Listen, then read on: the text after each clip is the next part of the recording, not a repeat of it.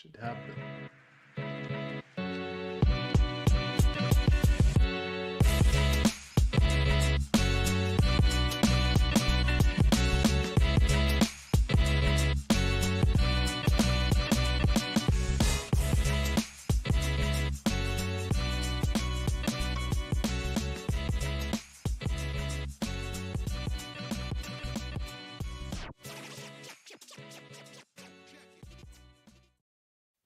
Hello and welcome everyone to ThursdAI. My name is Alex Volkov. I'm an AI evangelist with weights and biases, and you're on ThursdAI for March 20th today. And with me, my co-hosts here, Wolfram and Nistan. Welcome, folks. Hey, Wolfram, how you doing? Hello, I'm doing great. Great week, great day. I'm How are you, excited. man? There's a bunch of open source stuff to talk about, and I heard you tested like some of them. And Nistan is here. Nistan, what's up, man? How are you? Hey, what's up, everybody? Just been busy. Finally got the medical reinforcement learning to work. I'm getting some Just feedback been- from your mic. I'm not sure, Wolfram, if you're getting this as well. Whoops. Let's try to fix this. I know. I'll fix it. I'll fix I hear it. it. Yeah. Yeah, too. So I'll ask you again how you're doing just after this. But welcome everybody who listens and tunes into the show. ThursdAI is your latest and greatest news about what happened in the AI last week. And we're here to talk about multiple things today. There's a bunch of open source. I just found out there is an OpenAI live stream that's happening at 10 a.m. Pacific, which is in an hour and a half. And we are obviously going to restream this. And this one, I know what it's about. And I'm gonna tell you. I got a little bit of a sneak peek interest in it, and it's so dope. Besides this, though, we have other breaking news here soon to come as well, and I'm not gonna tell you what those are about. You have to stick around with us. But I just want to mention for folks who are joining us for the first time that ThursdAI is your weekly live AI news show recorded live on X and on YouTube, so you can follow us and kind of see us or hear us wherever you choose. Right now, we're streaming into Twitter Spaces with a bunch of folks that are usual to the show, but we're also live on YouTube, on LinkedIn, and on X videos as well. And if you miss any part of the show, we have a podcast and a newsletter. All you need to do is to go to ThursdAI.news. That's ThursdAI.news. And then you can subscribe to the newsletter, and then you receive both. Basically, you'll receive the newsletter and the podcast and the video. There's a bunch of ways to enjoy our content, and it's been great. Last week, we celebrated 2 years of the live stream. So 2 years of the live stream last week, and that was awesome. I really enjoyed it. I like the outpour of love that people said, and like congratulations that people sent me. It was awesome to see, and also Beautiful show. it's just getting started. It's just getting started. The speed with which the AI models are releasing is ever increasing. So, Nistan, let's test. How are you now? How are you doing? Hey, yeah. Sorry, I just realized that if you cover the camera with your finger, you No, can brother. actually see No. your- You're getting you can see your some pulse. technical. Like I can hear you as though you're like under. Still feedback. Okay. The Yeah. TTS. Yeah, maybe we'll replace Nistan with the TTS. Maybe, or maybe try to rejoin or change the microphone. I'll fix it. Alrighty.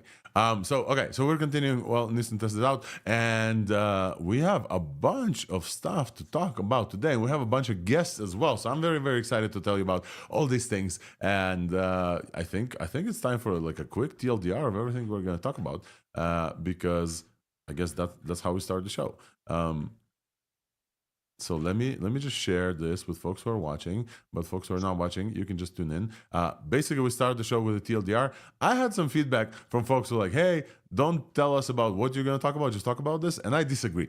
I disagree because we are here for 2 hours. Not many people have 2 hours to sit on a Thursday. Many people just want to know what's going on. And then if interest peaks, and they want to just stay with us, right? So I disagree. But I appreciate the feedback. So let's do the open source TLDR section. So in the open source, we have a great release from Mistral, folks. Mistral is back with open source. Let's go. Where's my applause button? Applause. Yeah, let's go, Mistral. We're very much welcoming back to the stage Mistral's models with an Apache 2 license. They're multimodal. Mistral Small 3.1.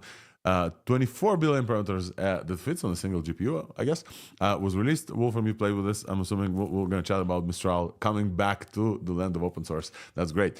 A very interesting release from the fridge maker, LG, that makes great fridges. By the way, my screen here, my monitor here is also an LG monitor. They have an AI side, apparently. I didn't know about this. And they released a new LLM called EXAONE. It's a thinker also. So EXAONE deep 32 billion parameter thinking model. I actually had a chance to test it. And we'll talk about this test later. But EXAONE was released and from LG, from all places. So we have like a new entry to the stage of LLMs. It's very interesting. There's also this paper that I keep waiting for our friend Yam to come back. So Yam, if you hear us, come back. We need to get you on. ByteDance released something called DAPO, DAPO, which apparently is better than GRPO that DeepSeek released, which is a RL training method, really reinforcement learning training method. That's going to be very interesting to look through. Probably not going to run because we have a bunch of news. And then, folks, finally, let me say this clearly. Finally, we got some open source from NVIDIA for the second time. NVIDIA drops, because GTC happened this week, NVIDIA finally drops Llama-Nemotron. They dropped Nemotron Super and Nemotron Nano, and we've been talking about these models from the last time that Jensen was on stage, and now Jensen was on stage again, and now they actually dropped the models. The models look pretty good, so we're going to chat about them as well. I invited NVIDIA friends, so a formal request to the NVIDIA PR department. We love NVIDIA. We absolutely love NVIDIA, all of us. Please let your folks come to the show, okay? That's all I say. But I did request some folks to come to the show, and hopefully the PR department will understand that promoting their stuff on ThursdAI is a good idea. In the big companies, it seemed quiet this week. It seemed quiet. It looks like nobody wanted to step on the toes of Jensen's performance. But anyway, Google released a few things that are interesting. In the Gemini app, Google released deep research for free, folks, for free. Now everybody can access deep research, which is great, which is awesome, and we're very much for this. They also released Canvas, which is super cool. You can now build apps within Gemini and actually see them. So we're going to chat about this, and also they have a bunch of other stuff to mention. Not to mention that last week we told you about the native image output of Gemini, and it's been blowing up all over my timeline. It's incredible if you haven't tested it out. OpenAI just yesterday decided to say, hey, remember that pro tier level of a model that we have with like extra compute? We're gonna make this available in the API for oligarchs only because it costs a ridiculous amount of money. OpenAI makes O1 Pro, which is not a model, which is something else. We try to understand what exactly this is, but not a different model. It's O1, but with probably a lot more compute and resources. They make this available in the API, and it costs $600 per 1 million tokens. $600 for outputs, for 1 million tokens outputs. If you code with this, if you vibe code with this, you better already have VCs backing your startup because it's ridiculously expensive. But hey, maybe some people want it. I don't know. But definitely some people ask for it. It's way easier to use repo prompt and just go to OpenAI Pro for $200 a month. And also we have a quick NVIDIA GTC recap that I hope that we will test out.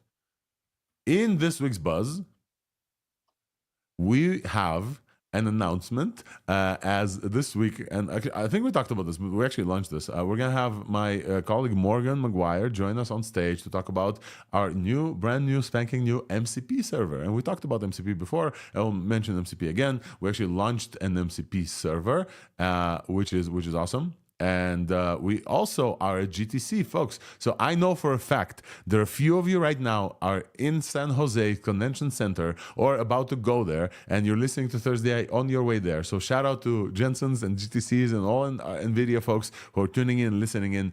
We love you. And Weights and Biases team, my colleagues, Sam and Anish and like a bunch of other colleagues are there at GTC. Go talk to them. There's demos, there's talks about Weave, there's exciting news, there's a bunch of stuff. Just go talk to our folks at GTC. We're moving on to vision and video. StepFun, a company that already gave us like a great model for video, they released their image to video model, upgraded from their text to video model. Looks pretty good. They claim state of the art, but it looks pretty good. And just a breaking news announcement. Can I do breaking news during TLDR? Wolfram, is that cool? Yeah, okay. I'm gonna do breaking news. I haven't pressed this button in a while because it stopped being a physical button. AI breaking news coming at you only on ThursdAI.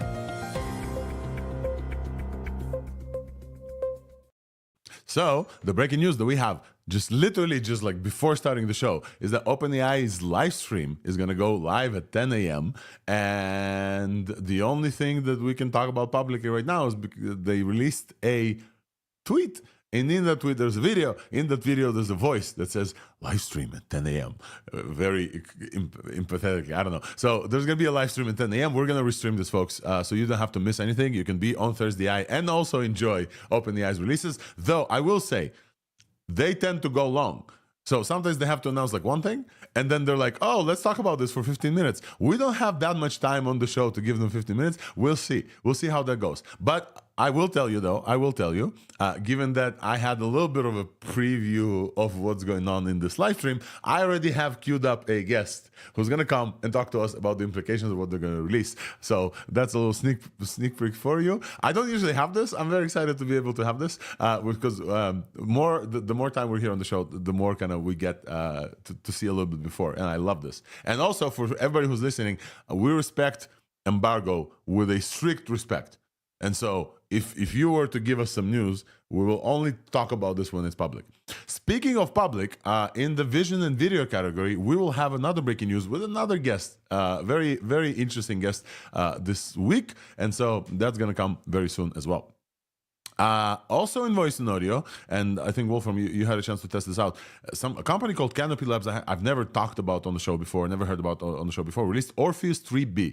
It's a natural sounding speech language model. It's not just a TTS, it's an actual model that's built, I think, on Llama 3.1 or 3.3, and they trained like a TTS into that thing, so you can actually ask it for directions, you can ask it for a bunch of stuff. It's 3 billion parameters, and they're going to release the tiniest version soon as well, and it has zero-shot voice cloning, which I tried to run, and CUDA ran out of memory for me, but this is so cool. This is like a state-of-the-art TTS language model, basically, that you can prompt to talk to you in multiple things. And just before the show, NVIDIA open sourced Canary, which is a 1 billion parameter and 180 million parameter speech recognition and translation. So basically like Whisper competitor that takes like #2 on the speech arena based on Vibe of our friend from Hugging Face. So a lot of news in the voice and audio, a lot of news, including some upcoming news very soon. I want to talk about this segment. We don't usually cover AI art diffusion in 3D, but folks, this week we're going to cover this. Tencent released Hunyuan 3D. Do you guys remember Tencent? Of course you remember Tencent. One of the best performing video models right now is Hunyuan Video. And they have been just on a tear of releases lately. And this is also, I believe, open source. And Hunyuan 3D version 2 is an absolute state-of-the-art 3D model right now. Not only that, they released like a bunch of stuff. They released a 3D multi-view, which basically, if you imagine, we're gonna cover this, but basically a state-of-the-art 3D model, let's skip over the details in the TLDR, is coming at us from Hunyuan 3D. NVIDIA also released something called Cosmos Transfer. They dropped a conditional world generation with adaptive multimodal control. It's a mouthful, and we'll see if it's gonna be interesting to talk about. And I think we're coming up on the end of our TLDR. And in the tools section, we have our friends from RC, ARCEE. Our friends from RC did like a bunch of fine tunes, did merge kit, did like a bunch of great stuff, our friends from over there. And we'll have Lucas on, hopefully, to talk about their Conductor. Conductor is a new release from RC that is a model router, routing your requests to different places. So that's going to be awesome. And then also in tools, Cursor shipped something called Claude 3.7 Max that many people were concerned is like a new model, but it's basically just like unlimited Cursor 3.7 with a bunch of reasoning tokens.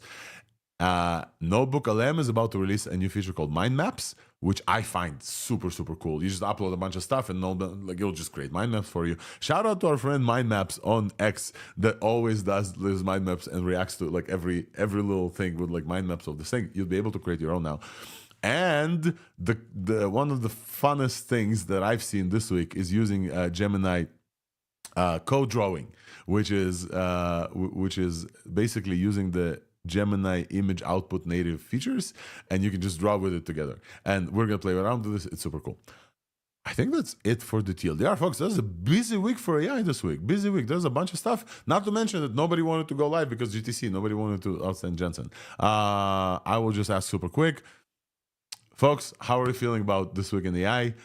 Let's get started, or am I missing anything? Nistan, Wolfram, and also folks who are listening to us, please feel free to leave me a comment about what we just released. And yeah, we have some comments already, but if you have anything that we haven't mentioned in the TLDR, please add a comment. We'll absolutely get to it as well. Really exciting now that we have a lot of cool local models. I have had so much difficulty choosing which one to run. We had Sandra on the show. That was actually breaking news when she introduced us to the new Cohere Command R model. Yeah. So that is excellent. And Gemma 3, we had Gemma 3, and now we have Mistral, which we will cover soon.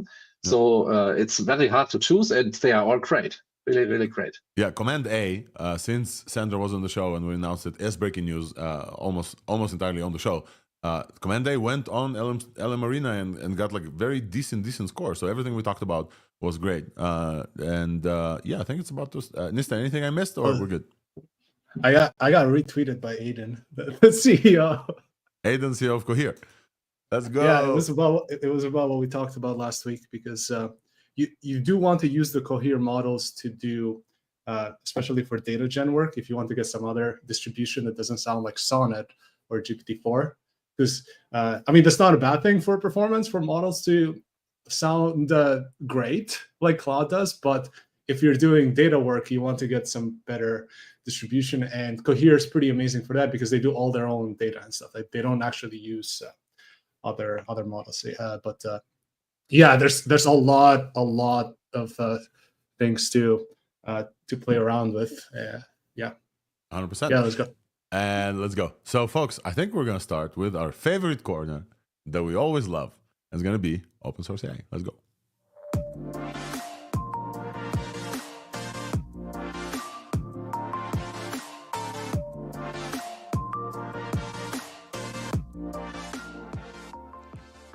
Open source AI, let's get it started. I feel like I need to upgrade that with a little bit more excitement. It felt a little bit like, let's get it started. And it needs to be, let's get it started. All right, folks, so we're jumping right in. And the first thing that we have to talk about is Mistral's new small. I gotta be very frank. The definition of small to me is like very interesting, but Mistral Small is a 24 billion parameter model. Mistral Small 3.1. We already had Mistral Small, and this one has a bunch of cool things about it. First of all, they love this triangle on the left.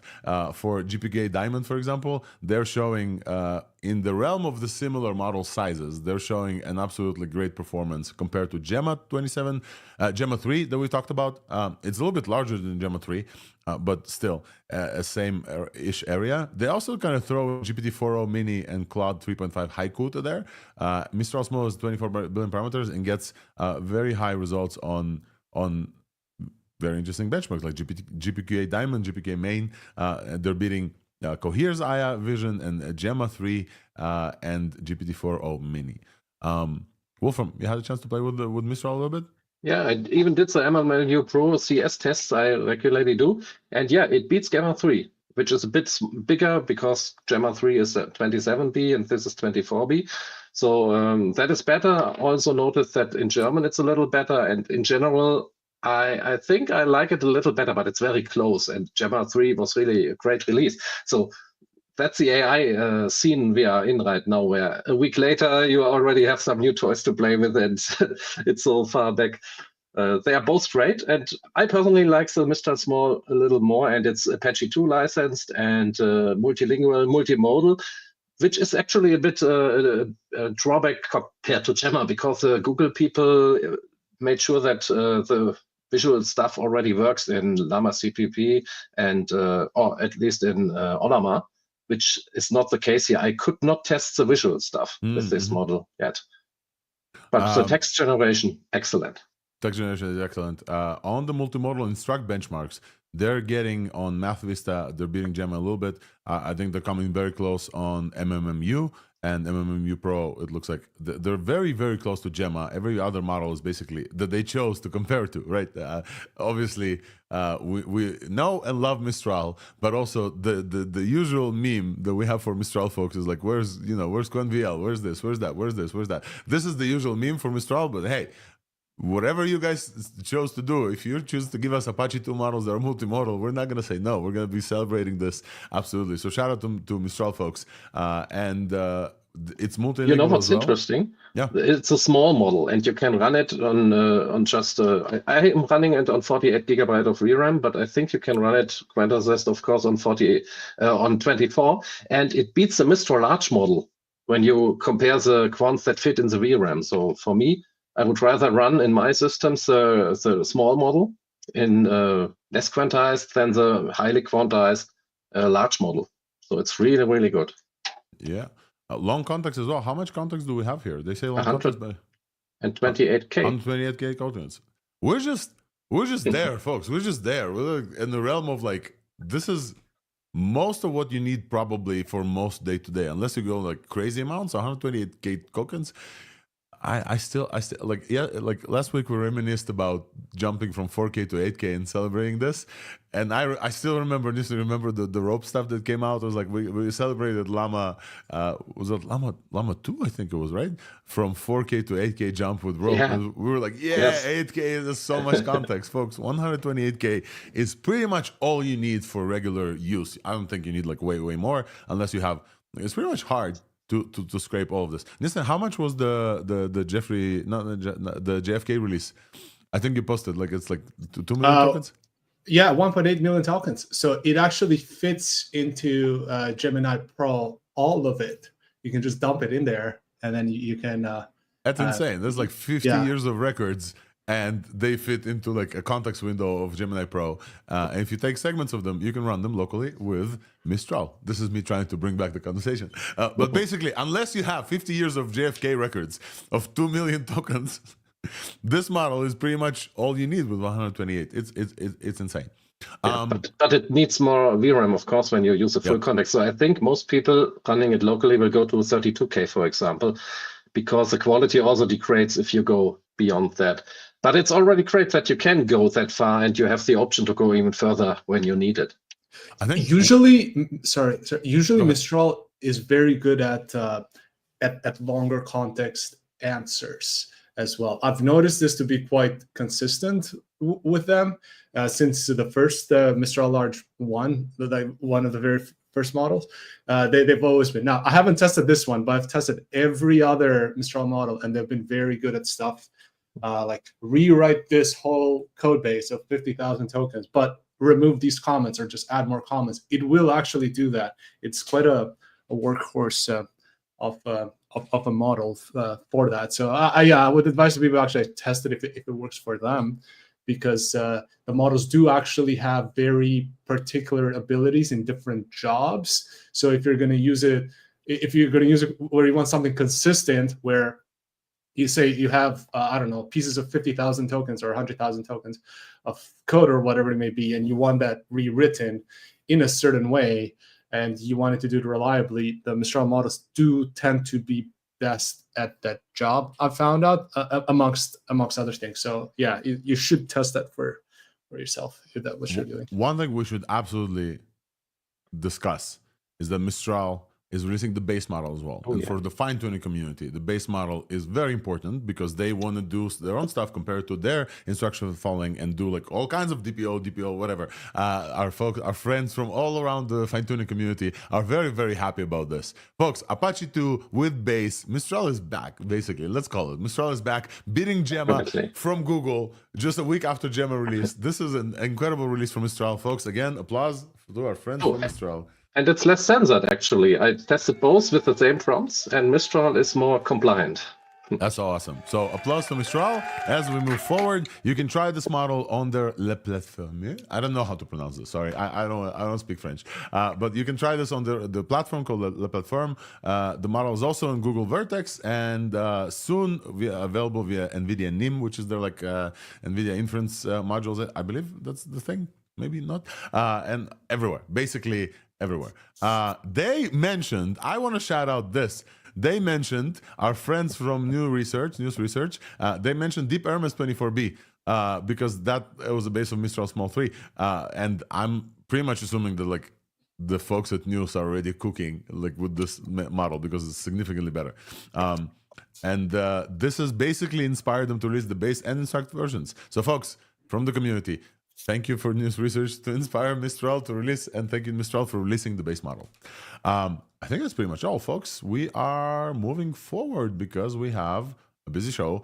Let's talk about the refrigerator in the room. I think I have endless puns on this topic, folks, because I think I have an LG. Like I think I actually have an LG fridge. LG's AI, LG Research, which is an arm. LG is a huge company, of course. I'm making jokes. They don't only make refrigerators, also washing machines, also. Probably tanks as well. Yeah, probably tanks as well. They have released. They have a research, LG Research.ai. They have publications here. There are a bunch of stuff, folks. There's like a serious folks working in there. It's a huge company. So please, if you're tuning in to us from LG, please forgive our jokes. We're just having fun. They released a deep model, like an LLM that's reasoning. I don't actually believe that it's a fine tune or anything. I haven't seen. It could be, but as far as I saw on Hugging Face, and Hugging Face does a really good job of showing you where it's like fine tuned from. The base model is this model. So I haven't seen any evidence of this being like a fine tune or anything else. It feels like they trained the foundational model, which is very welcome and new. So LG released EXAONE Deep 32 billion parameters. EXAONE Deep exhibits superior capabilities in various reasoning tasks. They all say this. This is literally like the copy pasta for everything. But basically, it's super cool. It's they also have small ones, EXAONE Deep 2.4B and 7.8 billion parameters. We can look at the. Let's start to look at the. That's great for speculative decoding because they can generate so many tokens. If you have a smaller one for speculative decoding, you get a lot of processing speed. Yes. And I have LM Studio to pull up because that's exactly what I did. And for folks who are interested in my full review, blind review with EXAONE, you can see it on YouTube. I'll add this to the show notes. I'm not going to repeat this. But basically, I tried to get EXAONE Deep with speculative decoding. I loaded the EXAONE model here. Wolfram, you're absolutely right. It's great. For folks who don't follow us as closely, speculative decoding is a way to use a smaller model of the same bigger model to kind of speculate about where the bigger model is going to go next. And if the speculation is correct, then the bigger model doesn't have to generate those tokens, significantly speeding up the inference, sometimes up to like, I don't know, like almost like 20-30%, and even more depending on the temperature. And this actually is and LM Studio supports this. Shout out to Gil and LM Studio. LM Studio is absolutely the best way to test out local models. Shout out Olam, our friends as well, and obviously GGML. But like LM Studio visually for folks is the easiest way to download and play with these models. And I've used this model and I tested it on the Beth Tries Ice Cream challenge or question that we have. And I just want to show you that I gave up. Wolfram, I don't know how to show only the chat. Let me just remove this. So basically, this is my question. Beth places whole ice cubes in a frying pan. You guys, those of you who follow the ThursdAI know this question. It's a question made to trick models to start doing math when in fact they don't need to. They just need to reason about some stuff. Reasoning models tend to go haywire about this question, try to rethink and overthink, etc. Because they're trained with like, oh wait, oh, let me see.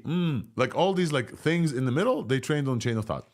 This model went deep. When they mean EXAONE Deep, it went deep. It started going off the rails. And I don't know if that's an artifact of quantization because some tokens here look weird.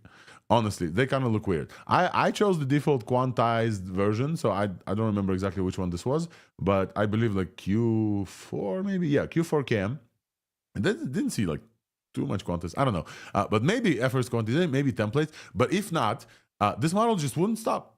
It would just like kept thinking, and would go back and forth until such point where the tokens that it think did not make sense to me. So while I was doing this, and you can see all of this on YouTube, this is my test for EXAONE. I also fired up our friends Qwen QWQ, which is a 32 parameters. Yeah, 32B. 32B, and that one also went hard, but it solved the problem. Literally solved the problem. It took a while. It took like 5,000 tokens, but it solved the problem. It ended. DeepSeek R1. Why am I mentioning both these models in comparison to EXAONE? Because when EXAONE released their stuff, they basically compared themselves to DeepSeek R1. And let me see, actually, they compared themselves to DeepSeek R1 and QWQ, and they said they're doing better on multiple things like AIME and AIME 2025. So competition math. Now, could be the results of quantization. This could be, absolutely. Like, folks, when you download quantized models, you don't actually get the same performance as the companies that release the evals. But listen, I also saw you saying that this could potentially be like a leaderboard chasing a little bit, and that's how it felt to me if quantization had didn't have that much effect. What do you guys think about these models? Did you have a chance to take a look at it? The vibes on local llama anywhere? This one I didn't really check out yet. But that could be a prompt format thing. Sometimes the tokenizer is not the right one. I had that with another model on LM Studio, which, by the way, I'm a convert. After last show, I got into LM Studio, and I'm using it now too.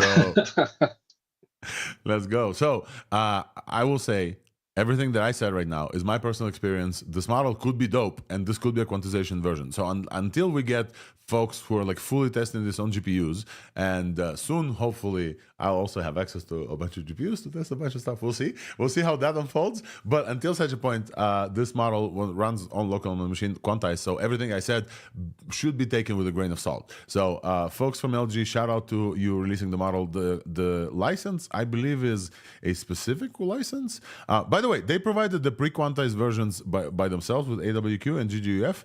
So I downloaded like the official ones. But they have like usage guidelines with reasoning. So it could be just like a token thing. So if Yegil from LM Studio is listening to us, we should have LM Studio update with like the proper things. By the way, that's a great point, because no matter how good the benchmarks look, you always have to test the model the way you run it on your own systems, because it doesn't help if it's in theory perfect, but on your own, that quant you are using, if it's not working, doesn't help. You have to test it yourself in the end. Yep. And so additionally, the model is licensed under EXAONE model license agreement because it's a huge company. It's a non-commercial license. It's NC.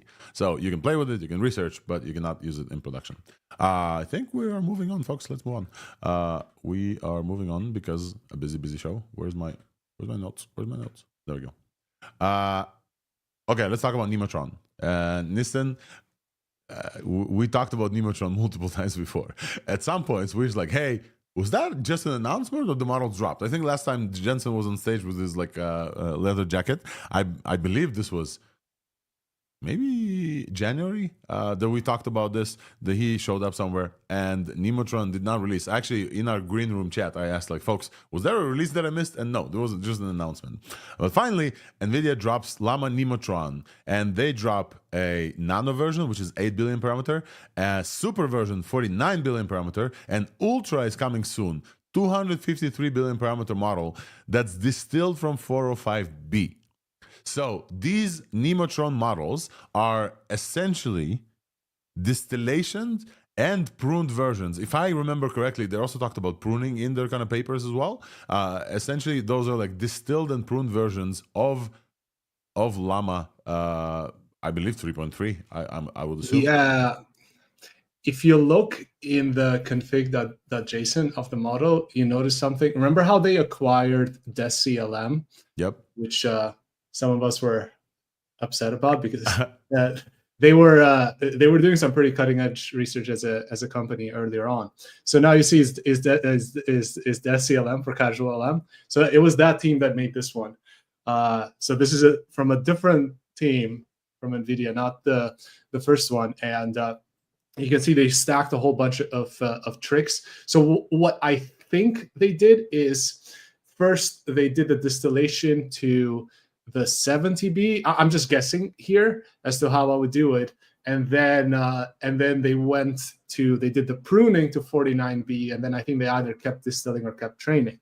I haven't read the actual report. I'm just, that looks like Claude diagrams.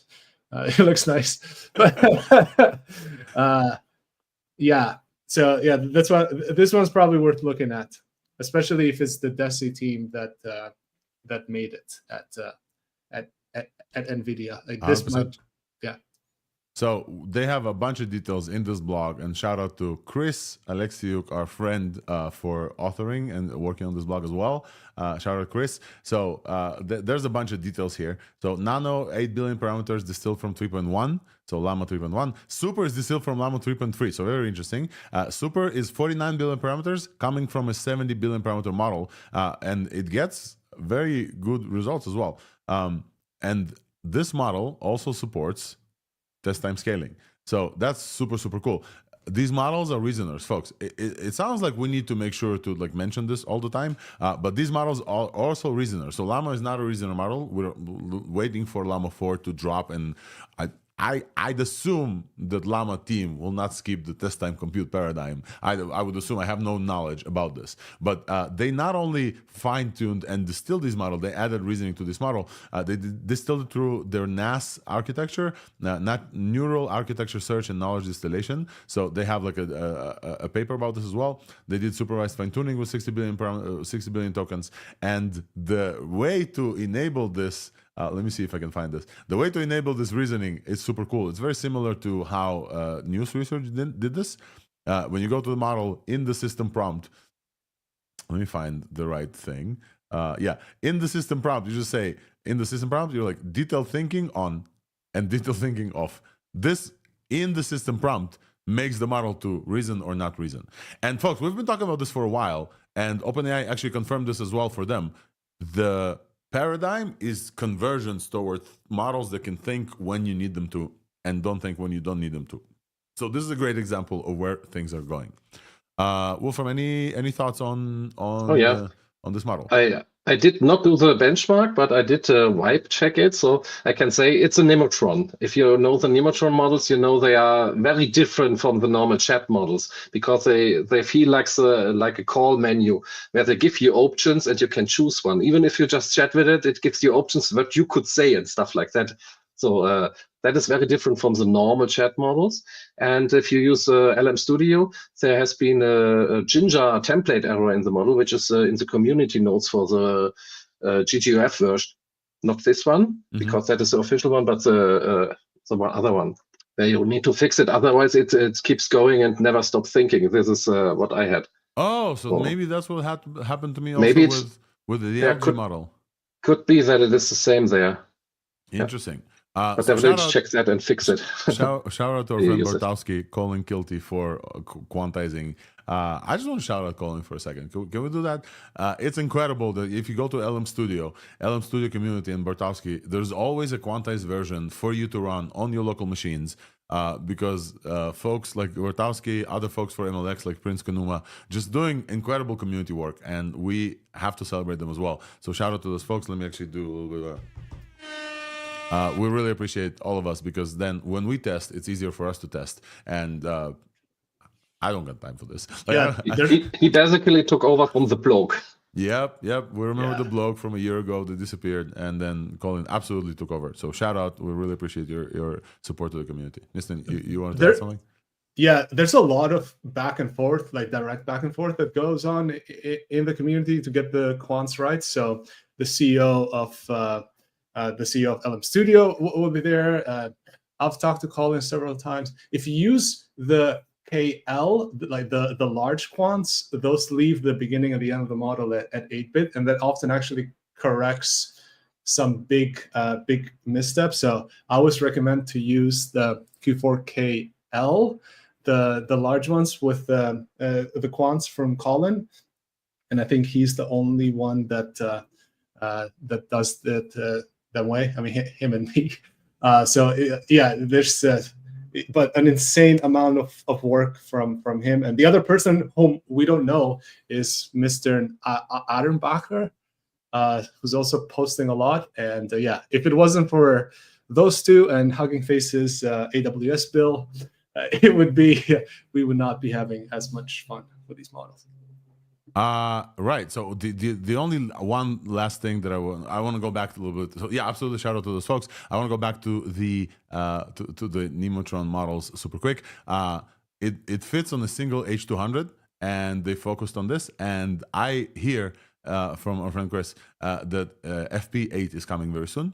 And it says on model card as well. And once FP8 comes, this single model will fit on the 49B will fit on a single H100, which is so dope, folks. This is like a big model. This is the still of Llama 3.3, and this will just like show up and like be able to run on a single H100. So that's absolutely super cool. Also, 66 GPQA on with reasoning on for a model that quantized. I'm interested to actually test GPQA quantized on this one, but 66 is pretty good, and 50 to start off as stock is actually pretty good, considering even the best models like the 72Bs from last year only got up to like 45, 46. Oh. So considering, yeah, it's just pretty good.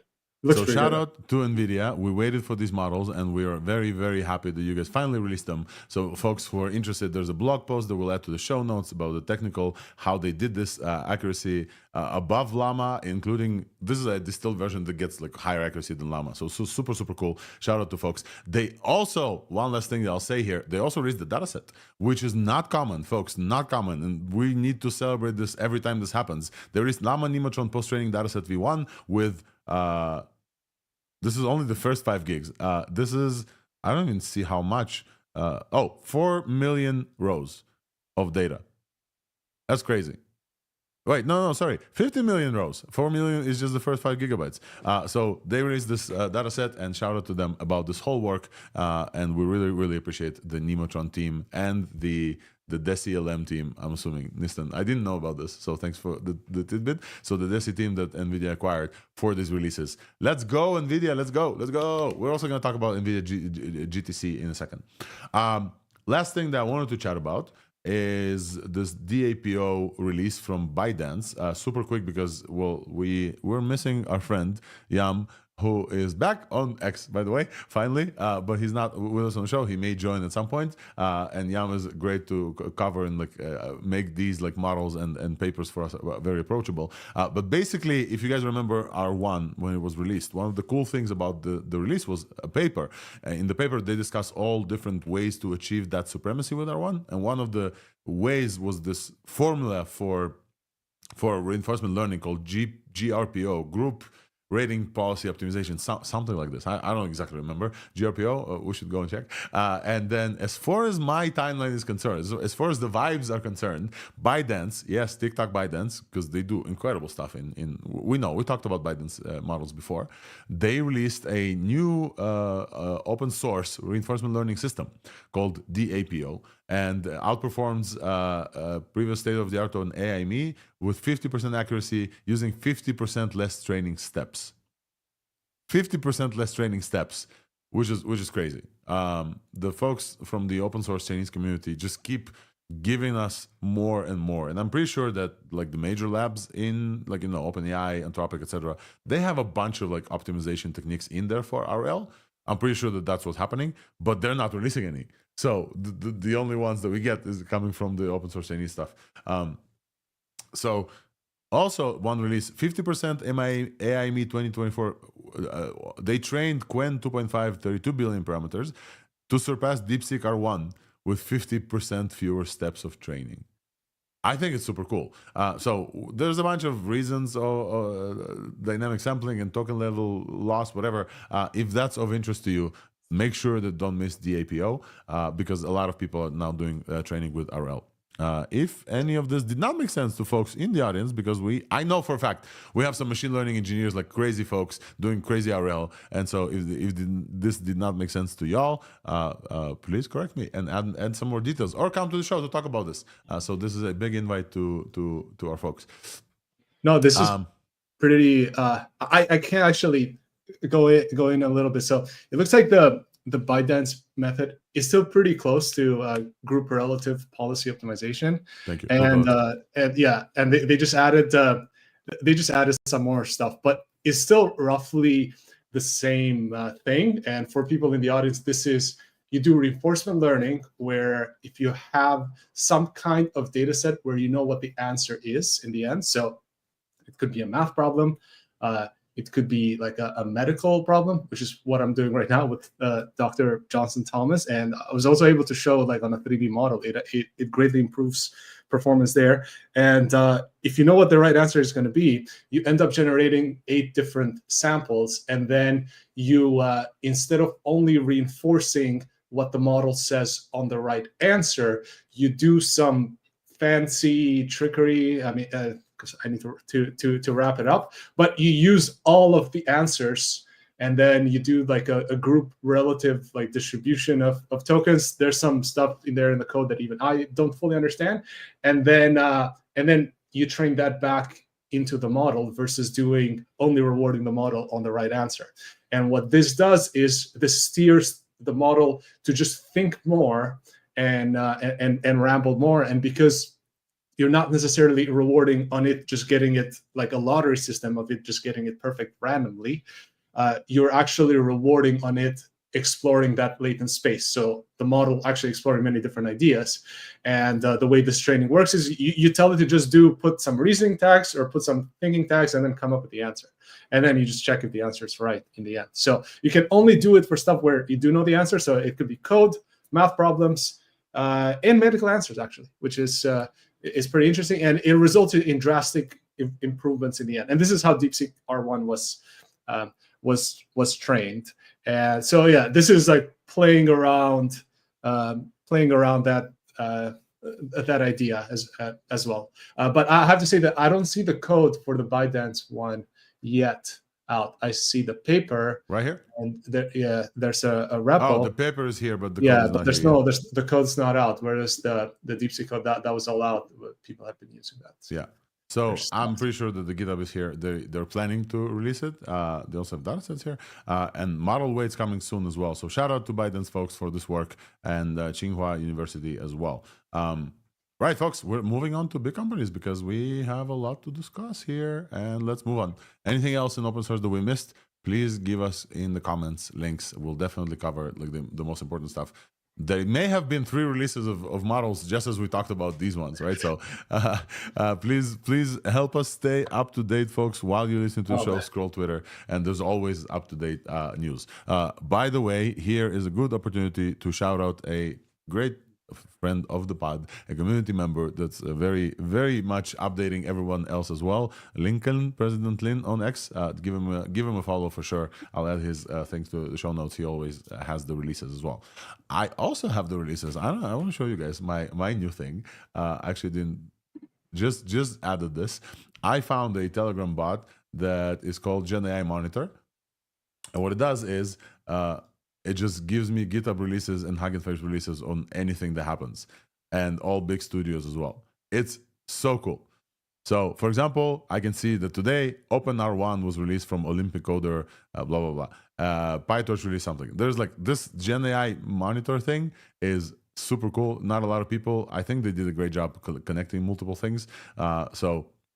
This is how my new thing to help follow the latest news as well. So I'm going to be checking this for you. You don't have to go and check this unless you want to. It's a lot of notifications. I added this yesterday. I already have 136 notifications from yesterday. So you will still need to kind of filter out the bubble. However, the cool thing about this sometimes shows you the Hugging Face space before they kind of like, you know, they first need to open the space. Then they need to upload the files. Then they need to make sure it runs. Then they ask for 0 GPUs. So you can actually know about some stuff before they release a Twitter thread about this, which is pretty cool. That's what we want. Just skimming through this, nothing is very interesting there. Announcements from GTC, blah, blah, blah, blah, blah. Okay. Back to the show, folks. Big companies APIs for which we do not have a transition, but we have like a sound, I think. No, not this one. We have a sound for this.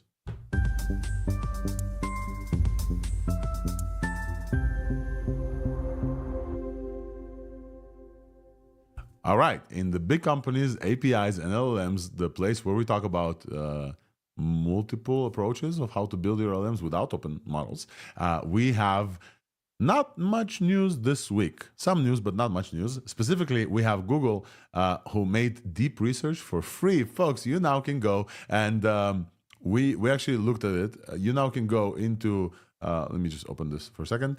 This is going to open Logan Suite. But if you go to gemini.google.com or the Gemini app, you can now do a drop down and go do deep research, and you don't have to pay for Gemini Pro to do this. And this is pretty damn cool. Not only that, we talked about the deep research before.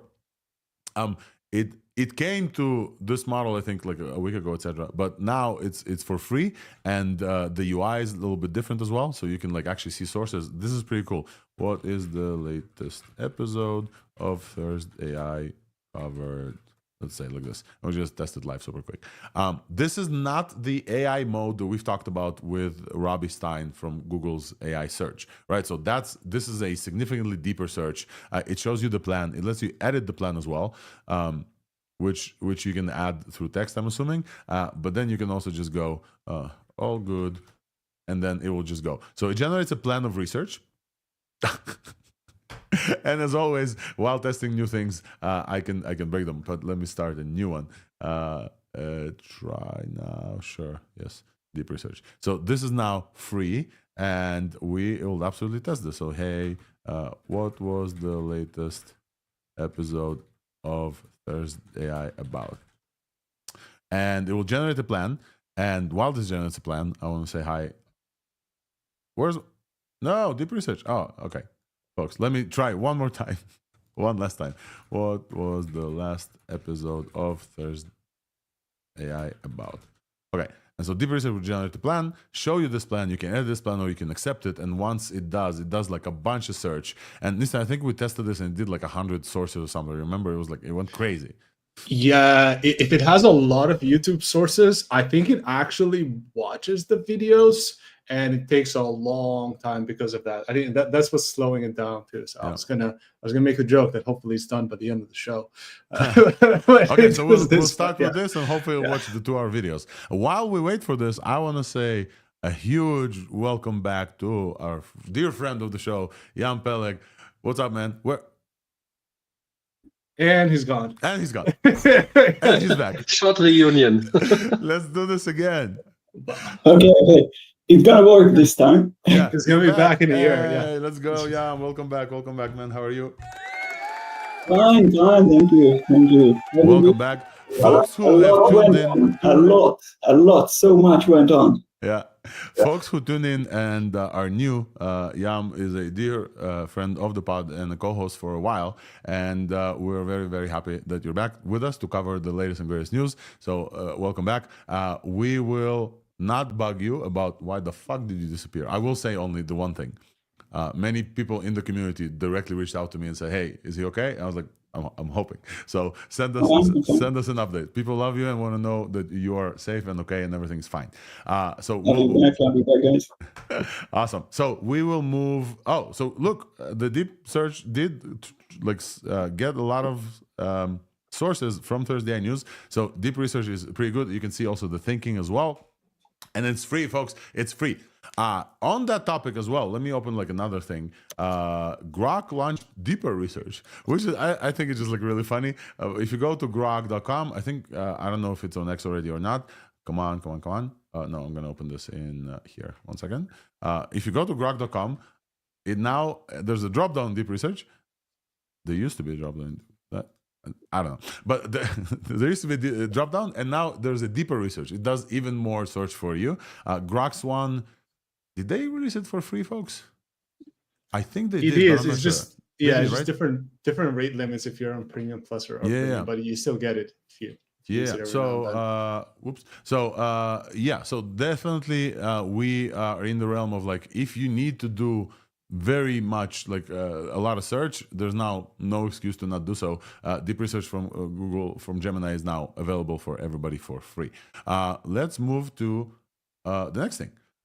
OpenAI, not the news that's gonna come very soon. So in 30 minutes, we're gonna tune into the OpenAI live stream to talk about their breaking news. But OpenAI also had something of a release yesterday, and they have made O1 Pro available in the API and for a ridiculous price. So for folks who are not following as close as we follow, OpenAI basically has released O1 as a reasoning model in the APIs, but for the pro tier, for the $200 a month tier that many people, because of that, jumped on it, they had a specific version of O1 called O1 Pro. And we got confirmations from the O1 team, just publicly, not like directly to us, but publicly from Michelle Porcras and some other folks. The O1 Pro is not just a different model. It's not only thinking for more. There's like some system in there. There's like a bunch of stuff. So we're not sure what O1 Pro actually is, but we do know that it cost them a lot of money because they gave us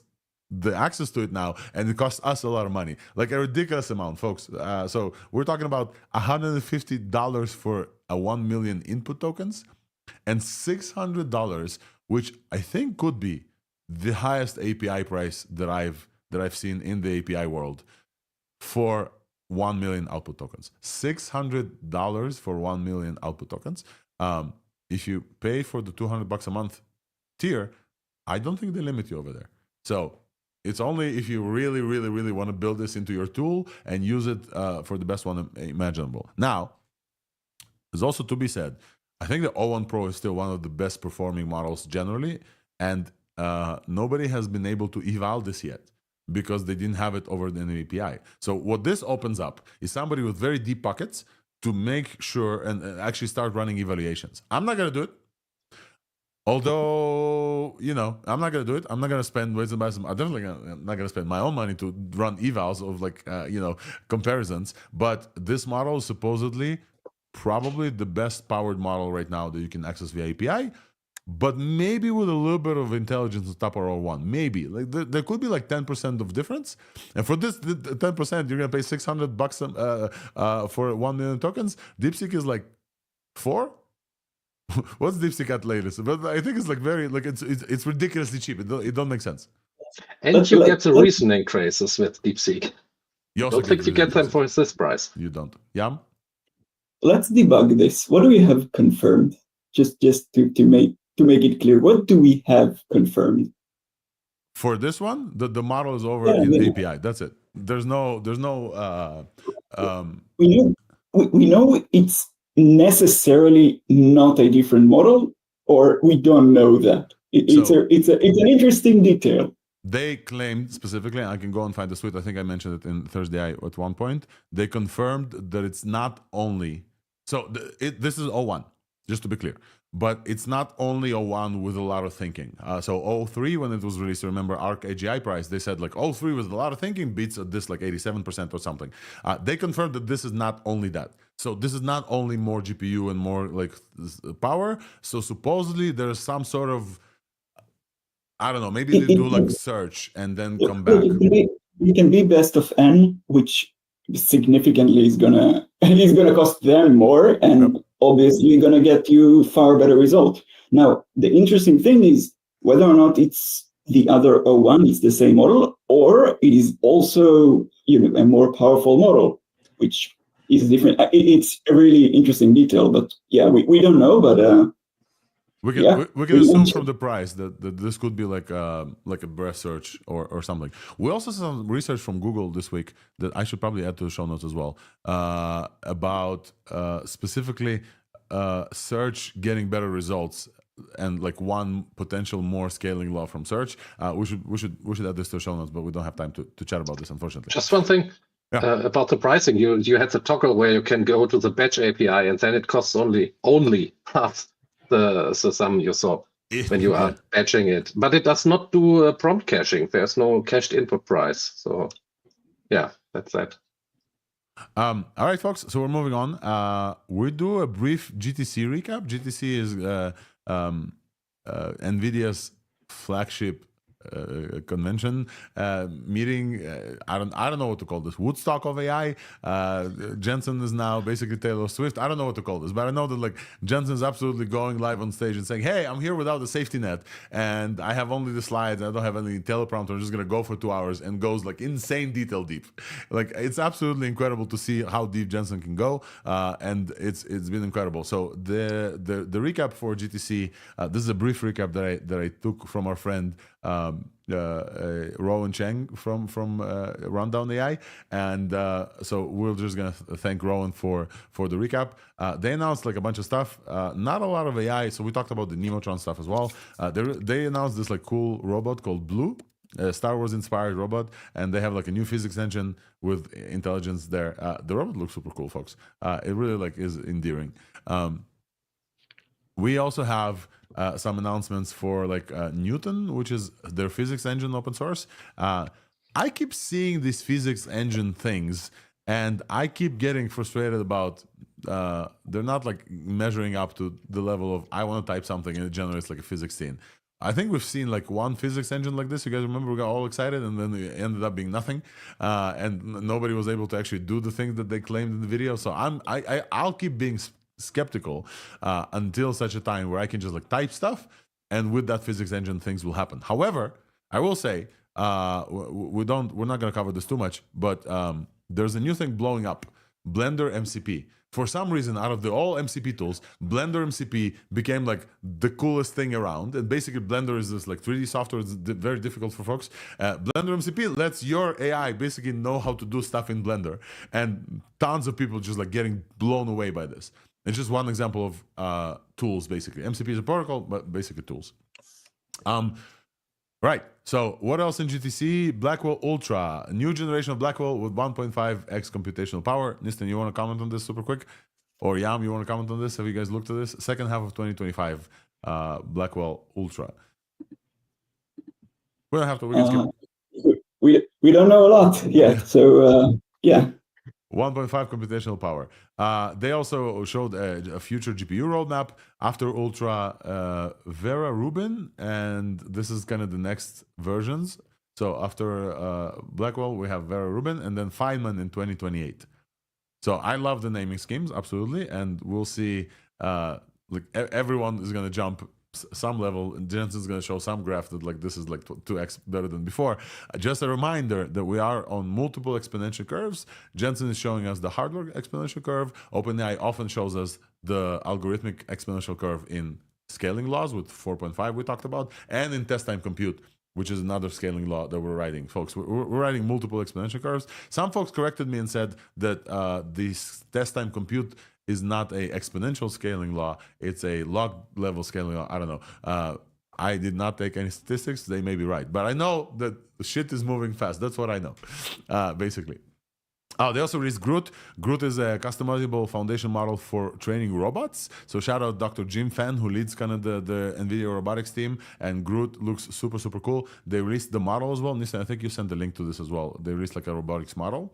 And a super cool tiny computer. We talked about another small one, but this one is even smaller, DGX Spark. DGX Spark is a tiny supercomputer that Jensen showed. It has 1,000 TOPS of AI performance with 128 gigabytes of RAM and Grace Blackwell architecture. So a bunch of announcements and DGX Station as well.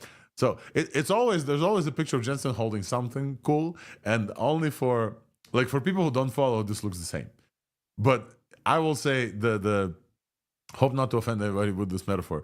It's like folks who don't follow soccer or football, and for them every match looks the same. They're pretty much doing the same thing. But for folks who follow the actual thing, they get like so excited about what's going to happen on the field. For folks who follow NVIDIA stuff, and obviously for investors as well, every little thing that Jensen shows is like 2x better less than a year after. So it's kind of crazy. So we're basically going to pause, and there's a bunch of partnerships as well. So that's... Does anyone else feel that NVIDIA has taken the spark of Apple and he's like a new Steve Jobs in a way? I've seen a comparison and I thought, that's interesting. I will say they're doing innovation. And meanwhile, I had a tweet today. I got so pissed at Apple. We didn't cover this last week, but basically there's stuff about Apple's Apple Intelligence that we got all excited about during last summer, that's not gonna come. All of what they announced, they had fucking ads for this thing. Ads of like, hey Siri, do this thing, blah, blah, blah. That's not gonna come until like 2027? Folks, AGI could be here in 2027. What are you talking about, Apple? I got so weirded out by this news. Not only me, Wolfram, thanks for prompting, because I did really want to cover this. Daring Firewall, which covers Apple for the last 20 years, John Gruber, he basically said something's rotten within Apple. And that's been like absolutely crazy because, hey, he's been their fan service for the last 20 years. If he says something, that absolutely something is wrong. They're planning the releases for like 2 years out. Do you know how much is going to change in those 2 years? Like, I'm not sure if I'm going to be here fully physical or like half digital by then. And they're like, oh yeah, we're only going to release like the smart Siri. Meanwhile, Siri right now is so dumb that I asked it to precondition my Tesla, and I said, turn preconditioning on, and it said, which one? And show me two options, turn on and turn off.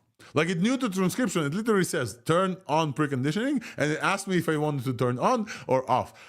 It's 2025, folks. We've passed first quarter. We're talking about models running on my device that beat like GPQA and Diamond and go like AI me and solve the competition. And my dumbass Siri doesn't know if I want to turn something on when I ask it to turn something on. That's the state of AI Apple Intelligence we're in. It's absolutely abysmal. Abysmal, and hopefully folks are going to wake up. Why don't they become a GPT wrapper? I don't understand. They can be a GPT wrapper and like get it done. Seriously. Like. Yep. And they have. Or they could just add Whisper. I have to actually take my recordings from voice recordings on Apple and then convert them to WAV files and then just run Whisper, because the Siri transcription is usually okay and quite often garbage. So it'll just get it wrong. Yes. And yeah. Transcription got a little better, just a tiny bit better, but not enough that Siri actually does anything with it. All right, so give it 2 more years.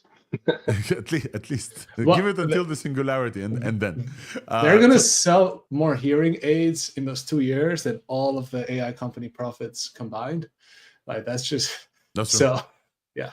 Alrighty, so we now move on to we should move on to this week's buzz. Well, I'm gonna wait for Morgan to join us, so we're gonna talk about this week's bugs then. I want to start covering the 3D stuff before we have around 30 minutes until the OpenAI live stream that we're going to cover. And we also have Joseph Nelson, a friend of the pod, that's going to join us. I think Joseph is already in the space. And Joseph, if you're listening to us, join us also in the StreamYard link that I DM'd you, so we can actually see you and see like what you guys are about to announce. So we're about to have breaking news. Before this, though, I really want to cover this, folks. It's absolutely incredible to see how fast this field also develops. And then let me show you what we're talking about. So entire screen and this one. Oh, actually, we have Joseph here, so we're gonna do 3D afterwards. Let's wait until he connects, and then we'll do an introduction, a brief chat with a friend of ours. Basically, while Joseph connects, we'll add him to the stage, and hopefully you'll set up a microphone and we can see you.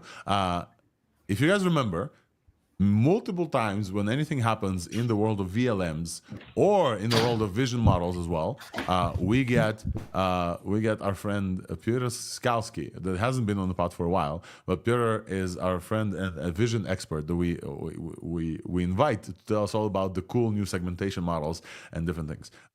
Piotr works at a company called Roboflow.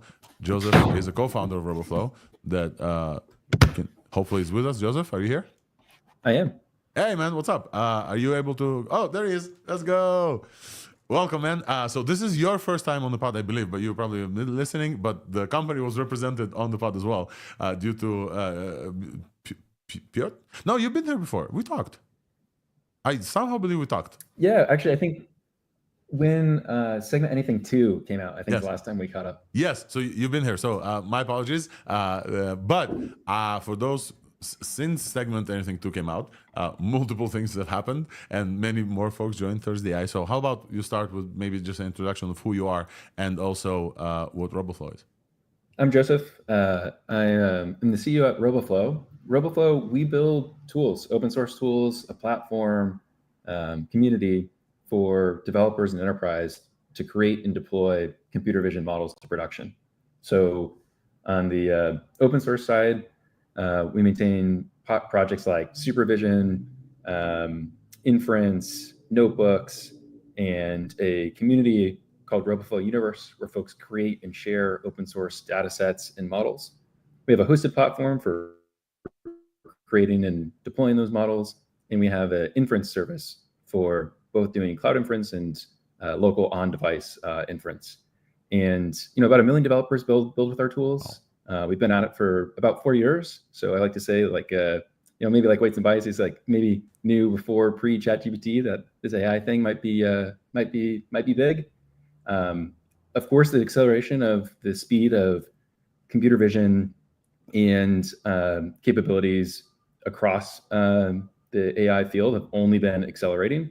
And so one of the things that we've been eager to do is whenever there's new models that come out, we want to make it really easy for folks to see how those models do on their visual data and put them into production. Today, we're actually maybe have something to share and announce on that front, but I can let you guide the conversation how you see Absolutely. So I just wanted, before we dive into the stuff, the reason why you're here today is not to just like pump Roboflow, which is well deserved, and we love Roboflow. Supervision is incredible. The fact that you guys are working and opening like in open source and doing all kinds of things. Shout out to Piotr Skalski, also like doing incredible education for the community of how to actually use these models. Because a lot of times Segment Anything 2 comes out, or like another model, and that only does like one specific thing, and folks don't actually know how to like utilize this. So not only do you have supervision maintained, which is incredible, like 26,000 stars. I'm gonna add another one. I don't know why I wasn't starred yet, but supervision is fully open source. So you guys like dedicated to like actually provide those tools and have an inference engine of your own and a bunch of stuff that you provide. 1.7 million downloads a month. This is insane, dude. So huge congrats on the success and the work that you guys are doing in supervision. But also, this week you came here because you showed me like a sneak peek on your X account with the weights and biases log that looks like insane to me. And you also said that you guys have something cool to announce. So I would love to hear what you guys have and talk about it. So we're introducing two things today. The first is a new state-of-the-art real-time object detection model. So it's actually something that we've wanted to do since Roboflow started, is enable the field to move forward in its research and development capabilities with new model capabilities. And we've always been a place where when there's new models that come out, we want to make it easier for folks to understand what they can do, where they're good, maybe where they can be better, how they do on your data, create and deploy them. We've actually never released a model that we've developed. And so this is the first time where we've taken a lot of those learnings and put that into a model. And it does pretty well. I'll tell you more about it in a second. Alongside that model release, we introduced a new eval, a new benchmark for benchmarking VLMs and object detection models alike. And these two releases are actually batched together for a very deliberate reason. When we went to benchmark our new model, we kind of realized and have seen over the span of time that object detection evaluation is a little bit broken. Like the benchmark that everyone uses is the COCO benchmark, which was introduced in 2014. It's Common Objects in Context, about 200,000 images from the Microsoft team. Hasn't been updated since 2017, but models have continued to get really, really, really good. And so they've kind of saturated the COCO benchmark. And so that coincides with, at the same time, like as Roboflow has grown and as people create and deploy projects and open source projects, we've seen there's actually a pretty big diversion between the way people are using computer vision and the way that we're measuring model performance. And by that, I mean, people are using computer vision for stuff like understanding infrared images or wanting to do aerial image processing from drones, maybe medical images, maybe documents, maybe digital images, like understanding video games. None of these things are represented in COCO. And so as data sets continue to, as models continue to improve, they might be optimizing for a subset of the real world. And so we introduced a benchmark that we call RF100 vision language. And I'll tell you about maybe some of the zero shot performance that might surprise you from like some of the leading models and how far we have to go as a research community, as well as maybe some of the details on RF DETR, the model. But those are the two headline releases. So let's cover them. Headline releases. Roboflow finally releases your own model. Would love to hear a few more details about this, but also an eval benchmark, which is well like needed. Like we know if there's one thing that I can always say, and that could be the reason because I work with weights and biases on the evals platform, like there's always a need for new and better evals always. And so it's great to see those coupled as well. And so you're releasing together this model and the new eval to show that the previous benchmarks is like outdated. And I agree with you, COCO has been around for a while. And I think what you mentioned resonates is Because that's the eval, many folks optimize maybe to like test their models on this eval, and this leads to very specific optimizations, and that maybe doesn't generalize well. So what can you tell us about the model? Remind us the name again, and where can folks find it? And yeah, give us some details. Yeah, the model is called RF-DETR. So it's from the detection transformer family of models. So back in 2023, there was a model that was introduced called RT-DETR, real-time detection transformer. And RF-DETR is kind of an homage to that, but with Roboflow pre-appended. It's a fully open source Apache 2 commercially permissive license to take, use, deploy, fine-tune. It is the first real-time object detection model to exceed 60 mean average performance on Coco, and it performs better than all other current object detection models on what we call real-world data sets, and that's a part of the eval. It's a transformer-based architecture, as the name implies, of being a real-time model, meaning it can run on the edge, and Papers with Code defines it as 25 plus frames per second when it processes things. We're releasing two sizes, a base model size and a large model size. And we benchmark and compare its performance to leading state-of-the-art transformer models, as well as the YOLO family of models, which are particularly popular for doing real-time types of work and problems. As you mentioned, we've long supported open source models, and actually, we hope that this actually increases the number of more models that people release. I mean, in a sense, like the introduction of our own models actually meant to make it so that hopefully other folks beat it pretty fast and go in this direction of realizing some of the gains and improvements we've done. The core thing that we've realized that allowed us to produce leading performance is, this observation that transformers, what they're incredibly good at is maintaining context in pre-training. So if you do a large scale pre-train and then you apply that to some subset of a domain problem, then the model can do pretty well.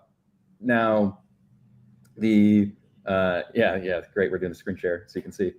So the novelty with RF-DETR is we use a large scale pre-train and a grounding dyno v2 backbone, and we have various sizes. And what we've observed is that by doing that pre-train and then applying to a smaller domain problem, it actually maintains a lot of that context to do better on even the in-domain problem contexts. And so we think that basically what we're aiming to show the field is move in the direction of take all the benefits that we know and love about transformers and then continue to enable them to be used at real-time speeds and on edge devices at rates that might previously not have been explored as well. So the model is the best for real world data. When you say in domain, and folks who are not following the vision fields and like the field generally, what do you mean? Can you give us an example of like what does like out of domain and in domain means? Is a practical example? Yeah. So this kind of gets back to the idea of like the eval concept. So maybe I can introduce this concept alongside. Yeah. So in domain, out of domain. So generally, a lot of vision models are trained on or evaluated on the Coco data set. Now, a lot of vision problems are pretty diverse, pretty different. So types of problems people might be using vision for, as we were mentioning, might be like something that's out in the real world, which could be maybe, a document you're processing, a lab image, something from underneath the microscope. Maybe it's aerial imagery, satellite imagery, maybe it's industrial images, could be infrared data. These things are, often kind of out of domain and out of domain distribution. And understanding the visual world is pretty complicated and pretty complex, which usually means fine-tuning or at least distillation or domain adaptation is key. The key thing with RF-DETR is it is the best model for working on in-domain and real-world contexts. So out of the box, it's already pretty good on Coco and super fast. And it guarantees for all models that are available presently to adapt best to in-domain problem types. So, you can think about it like Roboflow in, the 4 years of folks building and creating open source projects, they've exposed all these types of problems that they're working on. And for a bit, we were kind of like, are we crazy? Like these problems aren't just like people and vehicles and things you see in Coco. Like we're seeing all this other stuff. Like what's going on?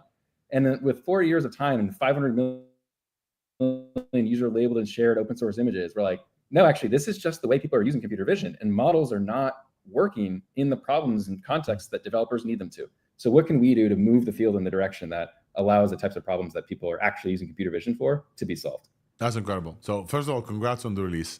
This looks amazing. The graph that you showed from OSS also goes crazy. Nistan, I think Nistan wanted to add to the stage and like maybe jump on and ask you also a question. And then also I do want to talk about the eval and how we can find it. Like what's next for the eval benchmark as well. Yeah, out of all the notebooks or demos I've ever made, the coolest ones that people like were always some kind of combination of using YOLO and drawing like 60 frames per second squares on screen. So people loved the visual aspect of it. Can you tell us more, because you mentioned edge devices and these are becoming a lot more usable there. Can you tell us what kind of performance, you went into it a little bit, but what kind of performance do we expect to see? And if we're getting this right, this will only draw the boxes so far and doesn't really need as much pre-training, because it seems like it's pretty good out of the box itself. So yeah, can you tell us a bit more? What kind of performance, what kind of video performance in particular people can expect on edge devices? I mean, I see there's 6 ms latency, and if you can go a bit more into that, that'd be great.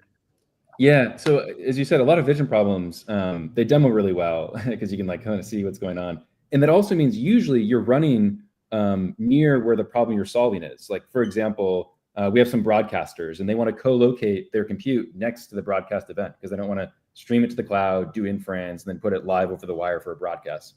Or maybe you're like in a place where there's not great internet, so you don't even have the luxury of streaming if you wanted it. So you're compute constrained, which means running on the edge is critical for a lot of vision problems. So a key thing about RF data is supporting edge vision capabilities. The types of performance that folks can expect on the edge. So you were sharing the screen share of the latency to expect on the model sizes. For RF data base, the latency that we benchmarked is right around 6 milliseconds end to end on a T4 using TRT, which is what a lot of the benchmarks will suggest. On an edge device, what does that translate to? It means that you'd be able to, so edge devices commonly are, NVIDIA Jetson, Intel NUC, there's Qualcomm devices. On an edge device, depends on the size of Jetson, but there's like a Jetson Nano to Jetson Xavier. You could expect anywhere from 15 to, if you get the largest orange sizes, 60 plus frames per second in real-time performance. And remember, papers with code defines real time as 25 FPS. The human eye sees at about 30 FPS. So there's quite a bit of overhead available for other problems and processes someone would want to run on the edge device. Packaging things up and running them on the edge is why we made the open source inference server that we released, because it can be kind of a pain to manage and get things going on the edge and optimize. So that's a key part of the release. That's incredible. Okay, thank you. And a very brief other question. As a company that works in open source, what kind of advice do you have for other companies, or how can other companies reach you that want some custom work in this regard? I think the key thing about open source is building with and for the community. So this model represents that effort where we're seeing folks wanting to run on the edge. We're seeing examples where people want to use transformer-based architectures, and we're seeing this need that's kind of being unmet. And so, in fact, like even this release, there's like, we already know there's like already so much more to do. People will probably want more model sizes. They'll probably want better benchmarks. They'll probably want new task types. They'll probably want maybe other data sets that it can run on and so forth. And, we could have said, hey, what are all those things that we know someone's going to want to do and just kind of do that out of the box? Or in fact, we could allow a first release and then solicit feedback from the community and continue to update and improve and support the README. So I think that's a key part of building open source, and actually a key benefit is people use your stuff, they break your stuff, they have feature requests for your stuff, and that's key. And the second thing is like so much of AI is yet to be fully understood of how like all the places it'll be useful and impactful. And so open source also allows leaning into that advantage. In terms of reaching us, I mean, so reaching us about this project, there's the GitHub repository that we just published, and of course you can open issues or PRs for things that you like. For reaching me personally, I'm on Twitter X at Joseph of Iowa, and the company's handle is at Roboflow. You can find my email pretty easily based on that information too. And we're, of course, like a hugely collaborative company for especially those that are doing open source AI problems. So happy to be supportive of any ways of integrations or capabilities or deployment or data collaborations. We'd love to be a part of supporting your all's efforts. That's so awesome. Joseph, thank you so much for coming up. I know being mindful of your time, I just want to make sure that we don't miss the very visual aspect of what you guys do. Nistan talked about this, but just going to your website, just seeing like real-time things move and all of the people in there just like segmented correctly and straight. This chocolate example is like, I looked at this like, I don't know, like in loop, like multiple times. So there's that addition of what you guys do is very visual, but also open source is very important. Thank you so much for working on this. I want to leave the stage to you before you go for like whatever shout outs you want to do and whatever, like the place is yours. If you're hiring, you can tell people and reach the people through there as well. Feel free to kind of pump your own stuff. Yeah, I mean, each of the things you mentioned are true. We try to make tools that people want to use. So please give them a try and let us know what should be better about them. And we are rapidly growing. So engineering, machine learning, go-to-market are all things that we're actively aiming to bring into the team at the moment. Maybe I'll leave you with a last-minute trivia question, Alex. So we introduced this benchmark, RF100 VL. And everyone's like, all the models are infinitely great and kind of work amazingly out of the box.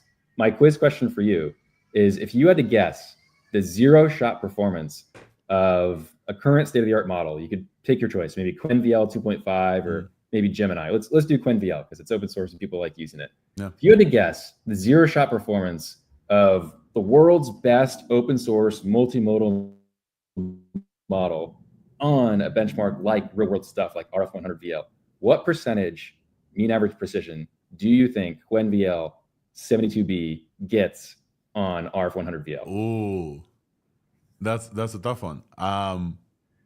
It's a great model, right? So it's a great model. Real world is very complex, as we know from robotics and everything. So I would say, dude, I don't know. Wait, I don't know. What are roughly the other numbers? Because that's part of what I'm making it really hard by not giving you any context. 30, 40, let's go for 12%. Okay, 12% from Alex, and I'll add folks to the show back. Come on, folks. 38. I just called a number. 38. Any other guesses? 42, of course. 42. 42. That's a good guess. Yeah, any idea? Throw us a number. Number. I don't know. I think it's a trick question. Yeah, I think there is a yeah, it's a bit of a trick question. The zero-shot performance of QuenVL 2.5 vision language on real-world data, 5.8%. No way. 5.8%. So we as a field have a long way to go before we have zero-shot performance on real-world context. So yeah. So hopefully basically, this is one that people want to improve and break. Yeah, just a question, like, what's the target space? Like, how do you, like, you measure this in terms of like what targets?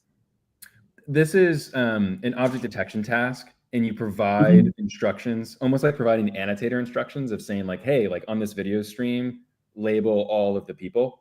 And then based on the bounding box grounding capability. Yeah, so you give the targets. Yeah, you give the targets beforehand, like, and it needs to pick, like to detect. Yeah. So the held out data, and I just put the link in the chat to the preprint of the paper, which the table that we're referencing is on page 7. So the task is you give the QuenVL an image, and you hold out the ground truth bounding boxes and names for those bounding boxes. And then you provide annotator instructions, and you compare if you give a human the same annotator instructions versus giving the model those annotator instructions, how well does the model do as measured by mean average precision? It's completely open-ended. And it's completely open-ended. Okay, that's very hard. Yeah. I mean, okay, that's a hard problem. Yeah. Yeah. Okay. Yeah. Well, Joseph, I want to just let me interrupt because we're going live to the next segment. Joseph, I want to thank you so much. One of the best things that we get to do on ThursdAI is to get the folks that announce the stuff to come and talk about the stuff themselves. I want to just shout out some commenters. This is absolutely not a sponsor segment. ThursdAI does not do sponsor. The only sponsor is Weights and Biases, and we just love the folks that we work with, our friends, and this is the reason for the segment. I think that this is like state-of-the-art models, and I just want to shout out Roboflow for all the open source that you guys do. And Piotr is a dear friend of the pod that came and helped us through like a bunch of visions. You're obviously a dear friend of the pod, so we really love the work you do, and congrats on the state-of-the-art model and the eval that's not saturated, folks. Best in the world, ClenVL. Like we always talk about ClenVL. Jun Yang is from Gwen is coming here, and like we talk about this being the best vision model. 5%, it means that this is an amazing benchmark to hill climb on, and the models will just get better. So huge thank you to you and for the work that your team did for this release, and we appreciate your time, and come back to us with new releases as well. We hope to see this model get significantly more improved. The one thing that we barely mentioned is the sizes. These models are tiny, folks. 29 million parameters for base and 128 million parameters for large. All right, folks, we're going over to OpenAI's live stream. Joseph, thank you so much for joining us. Thanks for having me.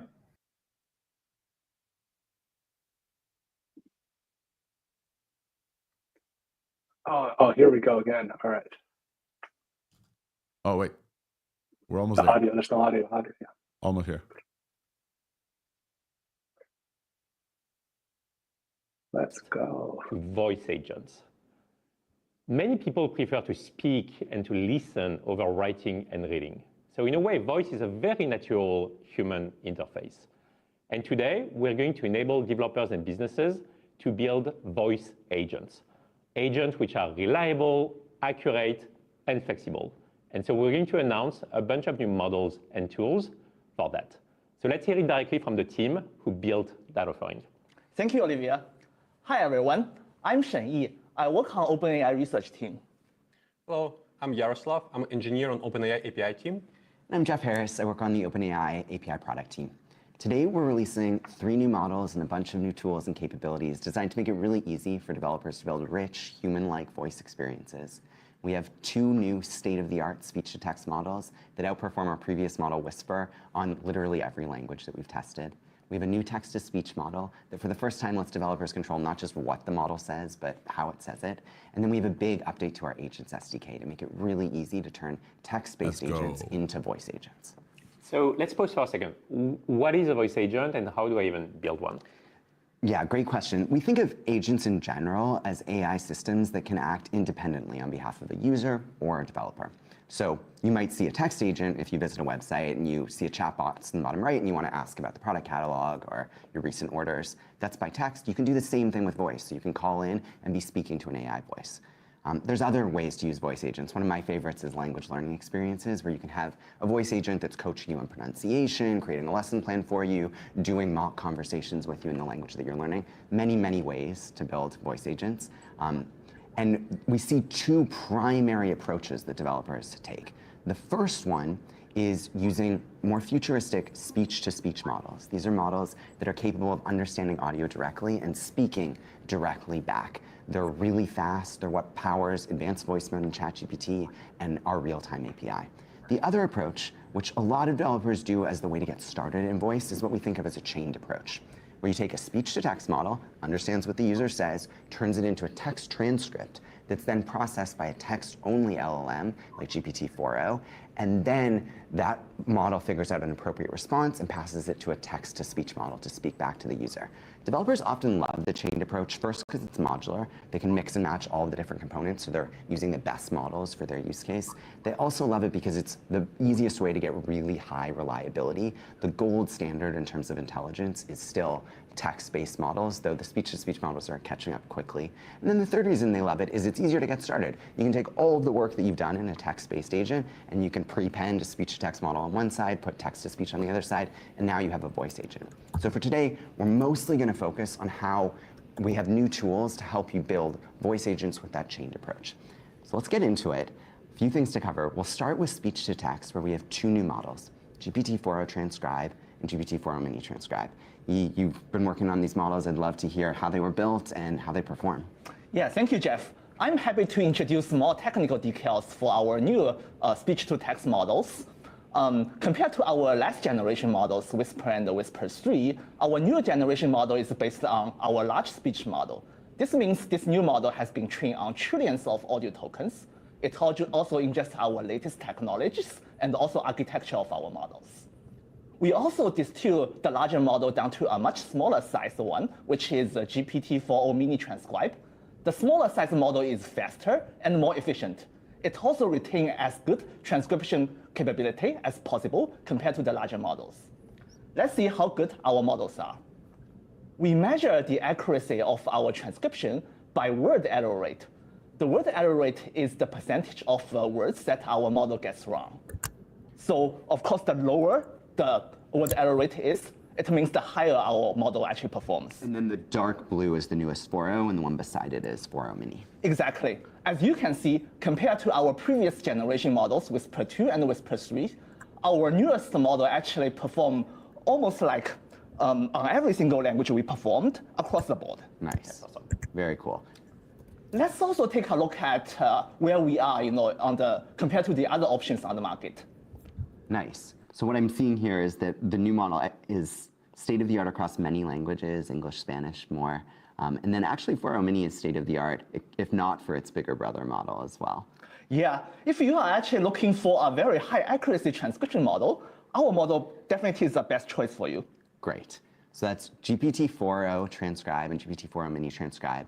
4.0 is available in the API today for just 0.6 cents per minute, same price as Whisper, and 4.0 mini transcribe is 0.3 cents, so half price. Really, really great state-of-the-art options. We're also enhancing our speech-to-text APIs with streaming, so developers can pass in a continuous stream of audio into the model and get a continuous stream of text in response. That makes it easier to build really fast experiences. And we're bundling into these APIs a bunch of hard problems that developers need to solve to build voice experiences. So they come with noise cancellation, so the model isn't going to get tripped up by background sounds. They also include a new semantic voice activity detector, which chunks the audio up based on when the model thinks the user's actually finished speaking. So as a developer, you don't need to worry about processing some half-spoken idea. And all those capabilities are available in the speech-to-text APIs as well as in our real-time API. So very excited for you to check that out. Next capability is a new text-to-speech model, GPT-4o mini TTS. Yaroslav, would love for you to show us how this one works. Yeah, let me pull this up. So this is OpenAI.fm. It's a website we built just to make it easy to play with this new model. So as you can see, there are a bunch of voices that you can choose from. There are different prompts that we pre-generated, but you can also type in your own. So this is basically a new field that we added. It's an instructions field that tells the model how you want it to speak the text. So yeah, let's maybe try some mad scientist, please. Exactly, yeah. As you can see, like we prompted basically like how we want to deliver, what kind of tone we want to have. High energy, it's chaotic. Exactly. All yeah. right, let's see what that's like. And it may be busy. All right, busy already. Model. Let's try again. One more time. Ahaha! The stars tremble before my genius. The rift is open, the energy surging. Unstable? Perhaps. Dangerous. Most certainly, Captain Ryland. This is really intense. Okay, so that's a lot. I'm curious if we took the same voice and tried to, let's make it serene. Yeah, let's see. How about we... Let's say the live stream is going really well. Yes. You're doing great. Yeah.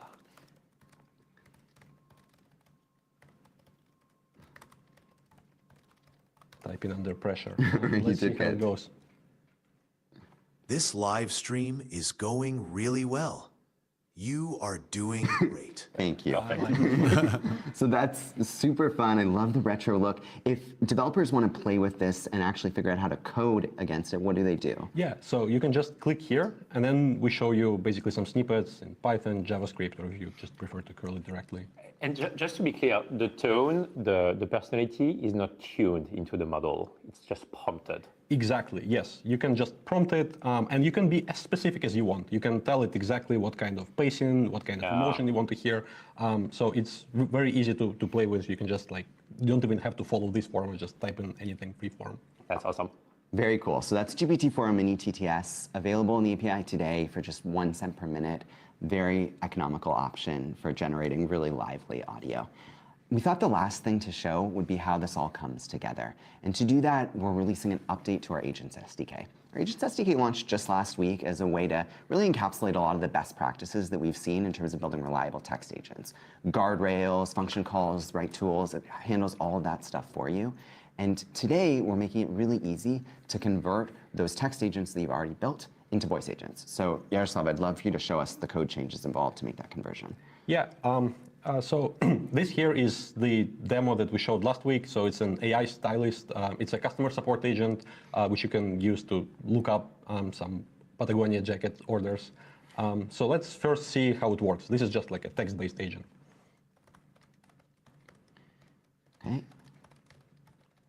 So I'm just gonna ask for some recent orders. So you see it's debug information. Yeah, and then it just printed the last orders. So it's like the same thing that we showed last week. Okay, now if I wanted to use this on the phone, what would I do? Exactly. So let me pull up the code. So here you can see it's the same configuration that we had last week. It's using the Agents SDK.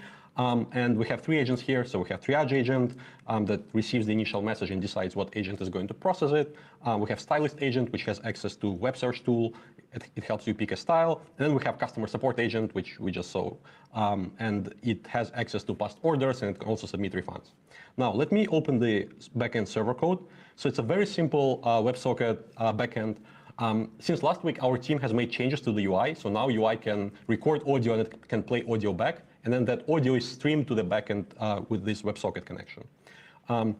So what I'm showing here is a workflow. So it's the same type of workflow that our Agents SDK already supports. It's a text-based workflow, so it takes in user text, and then we pass it to the runner, which feeds it to the LLM, and then we get back the output in a streaming fashion, again, as text. And then we send it to UI and then make it available for downstream processing. So this part is the same. And this is the implementation of the backend. So basically, like when we get a message from a user, we run the workflow, get back text, and then stream it to the UI. Okay. So now let me show you how to turn it into a voice agent just with a few lines of code. So first of all, we need to also handle audio messages from the UI. So I have some snippets I prepared to make it easier to demo. So basically, we get a new chunk of audio, and then we need to accumulate those audio chunks first. I need to make sure I don't forget to initialize the buffer. Right. And so now, let's see, once we get the full audio, what we need to do is we need to send it to the agent. So here, we are getting the audio, we concatenate all the chunks, and then we feed it into this voice pipeline. So voice pipeline is a new concept we're introducing. Essentially what it can do, it can take your existing workflow, and it can add speech to text on one side and text to speech on the other side. So essentially it will take audio, it will convert it to text, feed it to that workflow, which I just showed earlier. It will get back text in a streaming fashion if needed, and then it will convert it back to speech, and you get the output as a speech. So here, all those events, this is audio, and then we send it to the UI to play. So I just saved it. Yeah, let's see. Let me refresh this, and let's see. Hey, what was my last order? So it's doing the tool calls. Yes. Your last order was on February 9th, 2024. You ordered some Patagonia shorts in olive, and it's all fulfilled. If you need help. What was the order number? The order number for your Patagonia shorts is AD507. If you need anything else, feel free to ask. Awesome. All right. So that was like 9 lines of code to build the voice agent. And now it's a voice agent. Very cool. And I guess if I'm a developer, I'm going to be wondering, if I build a voice agent, how do I debug it? How do I figure out if it's working well? What do you have there? It's a very good question. So this is a tracing UI that we demoed last week, and we updated it to support audio now. So let's see. So this seems like my most recent chat. I practiced a lot. And we can see that there are traces here from our most recent conversation. Let me refresh this. Oh, this is the most recent chat. Yeah, so we can see that there are traces here from our most recent conversation. And as you can see, there are like all sorts of events. So for example, we can click on this one. This is my first request to the agent. Let's play it. Hey, what was my last order? Yeah, so it's integrated with audio. You can play it. You can look up All right, folks, I'm going to pause this here because, well, first of all, this is ThursdAI, and it's part of a Weave, and they're showing a Weave competitor. But besides this, I also want to introduce a friend of the pod, Quinla from co-founder of Daily, a friend of the pod.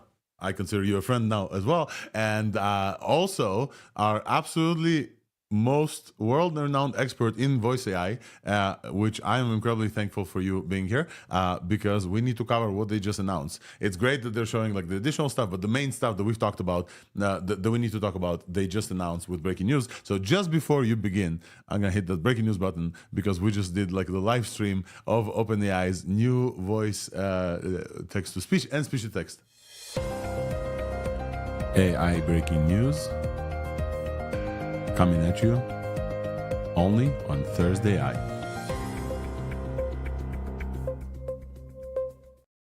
All right, folks, so you just heard it here first. And in case you didn't hear, OpenAI just went live and announced two major things and a bunch of little other things. One thing that they've announced is a new speech-to-text engine. And that's not just a speech-to-text model like Whisper was before. This is a speech-to-text model that's built on top of their transformer models. And that one is significantly outperforming. I don't know if significantly, but outperforming Whisper 2 and Whisper 3. And they claim state-of-the-art on multiple languages as well. So that's kind of crazy. And that's fairly cheap as well. There's a distilled version, even smaller version. One thing that I love about this is that it allows you to actually prompt the transcription understanding versus just providing a bunch of text words like we do for Whisper to actually, let's say we're in ThursdAI, I can give it like the synopsis for ThursdAI. Let's say, I don't know, but we haven't tested it yet. We'll test it, absolutely. And the other thing that they just announced is a new text to speech from the other side, right? So like the speech to text first, converts your speech into text, so you can do some stuff like transcription, and then and translation as well. And then the other one is GPT-4o Mini TTS, text to speech, which I believe also is built, it's GPT-4o. So it's also based on the Transformers models, and that one you can prompt to be emotional. You can ask it to do some stuff. You can prompt a character a voice, and which is super, super cool. This is very similar to like a bunch of stuff that we heard from OpenAI recently with like advanced voice mode. And to cover all this and to give us all the other stuff that they also announced, and Quinn, welcome to the stage. I don't believe you need an introduction, but in case people still don't know who you are, we have a bunch of new people joining. Feel free to cover yourself and Daily super quick. I'm a network engineer. I do low latency stuff obsessively to a fault. And so I have a lot of fun trying to squeeze latency out of these pipelines that we're all building for voice AI. You can follow me on Twitter because I tweet about this stuff all the time. And I'm so excited to be here. This has been a crazy week. I'm at GTC. I just got my like golden ticket for a 5090. Let's go. Congrats. I'm excited about that. I heard they ran out super quick. That's what I heard. Yeah, they're releasing a few every day and you have to stand in line. So it's a total NVIDIA like classic thing. Yeah, this is a really fun release. I think there are two really high level themes here. One is the architecture stuff, exactly as you were talking about, like building all of this stuff on top of these big LLM architectures as the labs and the open source community figures out how to sort of train multimodality into the core just opens up so many possibilities. So these are like fully promptable models, as they showed in the live stream. The example that my colleague at Daily, Chad, kind of put into one of the PipeCat like little single file examples for this was he prompted the transcription model that he was going to talk about dogs. And you can measure the difference between whether, you know, the transcription is right for like dog breed names or not with just that like really simple addition, because the models are so good at context and they have so much context embedded in their weights already that you're just trying to like steer to in the latent space. At least that's the way I think about it. This basically opens up a whole field of prompting for these models, which is crazy, which is like we've been prompting for the last 2.5 years for ChatGPT. We've been doing way more than this for image models, right? Like prompting is a craft. And now Whisper was basically just like, do this thing. Here's maybe a few keywords. But now for this model, for at least the transcription model, but for this one, you can just like prompt a whole thing into existence. This is crazy. There's like a whole new field open up. There's not really a difference between translation and transcription internally in the model, right? Now they're gonna fine tune these models so that they kind of do what you want to do for different use cases, and that's going to be a little bit in tension with like making it totally promptable. Yeah. But like that's the same thing we're doing to add reasoning to models, right? Like you're trying to expand and steer and optimize like where you end up in the latent space. It just feels like it's a whole new territory in this domain to explore. That's incredible. So we have. I want to talk to you about the text to speech one, because text to speech one is very interesting to me. Obviously, they revolutionized the field with Whisper. Like I remember Whisper being, for me personally, changed my whole life trajectory, because I started opening a startup using Whisper, and then like it led to ThursdAI. But generally, Whisper just absolutely like changed the world in like how cheap a translation, how high quality translation can be. Whisper is no longer state of the art for many reasons. Like there's multiple folks that have trained like better models as well. And that was a very specific model. This one is based on their series of like of transformer models. What I haven't played with it yet, but like what can we expect? Have you guys like looked at? Because I know like daily there's like a bunch of transcription happening behind the scenes that you're like offering as well. Have you guys tried those versus like Whisper? Could you give us like a tidbit about that? Yeah, we've been playing with it. I think the two big things are Whisper wasn't really designed to be real time. So it's been pressed into service for some voice AI use cases, but mostly people have not used Whisper for conversational voice because the latency is just long enough that it kind of blows your latency budget when you're trying to respond really quickly. There's also the chunking thing with like 30-second chunks that you need to pass the chunk to the next chunk, and that doesn't really like jive with like live stream. Yeah, there's always this trade-off between latency and like accuracy of the transcription, like how big a buffer you're feeding it, how much context it has, sort of all that stuff. And Whisper's fantastic, but just kind of wasn't really designed for the real-time stuff. This stuff is, they really have real-time top of mind as they're putting out these new models. And for those of us building the voice agent and the like voice and video agents, that's really exciting. I think the results here are really good, although I'm always careful about that because like when a model's brand new, we haven't run it through all the evals. Yep. But I think these models are, I think they put OpenAI sort of back in the mix of like, would you use these for production use cases that, some other models have eclipsed Whisper for, like real-time stuff. So one example of this is Whisper 3. When it came out, we got all excited about Whisper 3, and then many people just like, nope, I'm going to use Whisper 2. Like it's not good enough for this use case, that use case as well. I think that's another theme for me, just because I'm super interested in like how the big labs do this stuff, and I think the big labs, as much as they know internally, are really learning as everybody externally builds stuff. Yep. Part of what is happening here with the prompting of these models, I mean, I'm sure they figured it out internally too. But like a lot of people have been using Gemini 2 Flash for transcription because it's a big large language model and there's like just so much capability there and it's audio native. And so if you ask it to transcribe stuff, it actually does an amazing job. And then you can steer it and you can ask it to transform while it's transcribing. And that's, I think a lot of stuff is kind of in this nice feedback loop between the big labs releasing stuff and the community build stuff. And then that informs how the big labs both prioritize what they release and train the next models. One other thing they've added, and I want to talk to you specifically about this because you told me about this back in where were we? AI Engineer, semantic VAD. Let's talk about semantic VAD. You guys trained the model, you released it, and you kind of like, hey, let's start this community, and then OpenAI comes with semantic VAD. Could you explain the concept of semantic VAD to folks who have no idea what this is, and then let's talk about like what they released? Yeah, so the basic problem is like, how do you know when a human is done talking and the AI should respond? So you call it turn detection, or in the academic literature, it's often called phrase endpointing.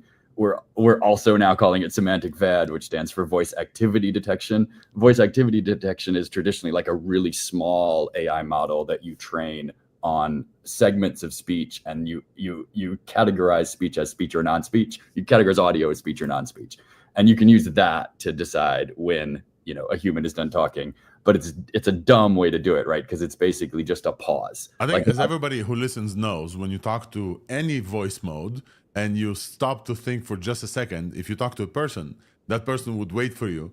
When you talk to an AI, the AI immediately swoops in with like a bunch of bullshit, and you're like, no, I haven't finished my thought yet.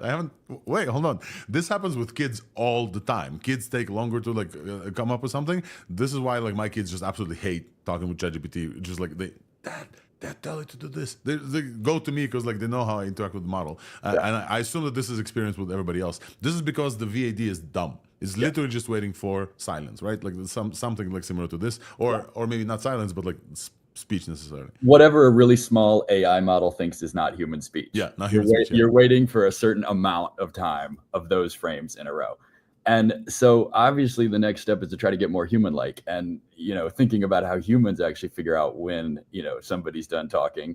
It's a lot about tone of voice, pace of speech, patterns near the end of a sentence, the grammar of the whole sentence.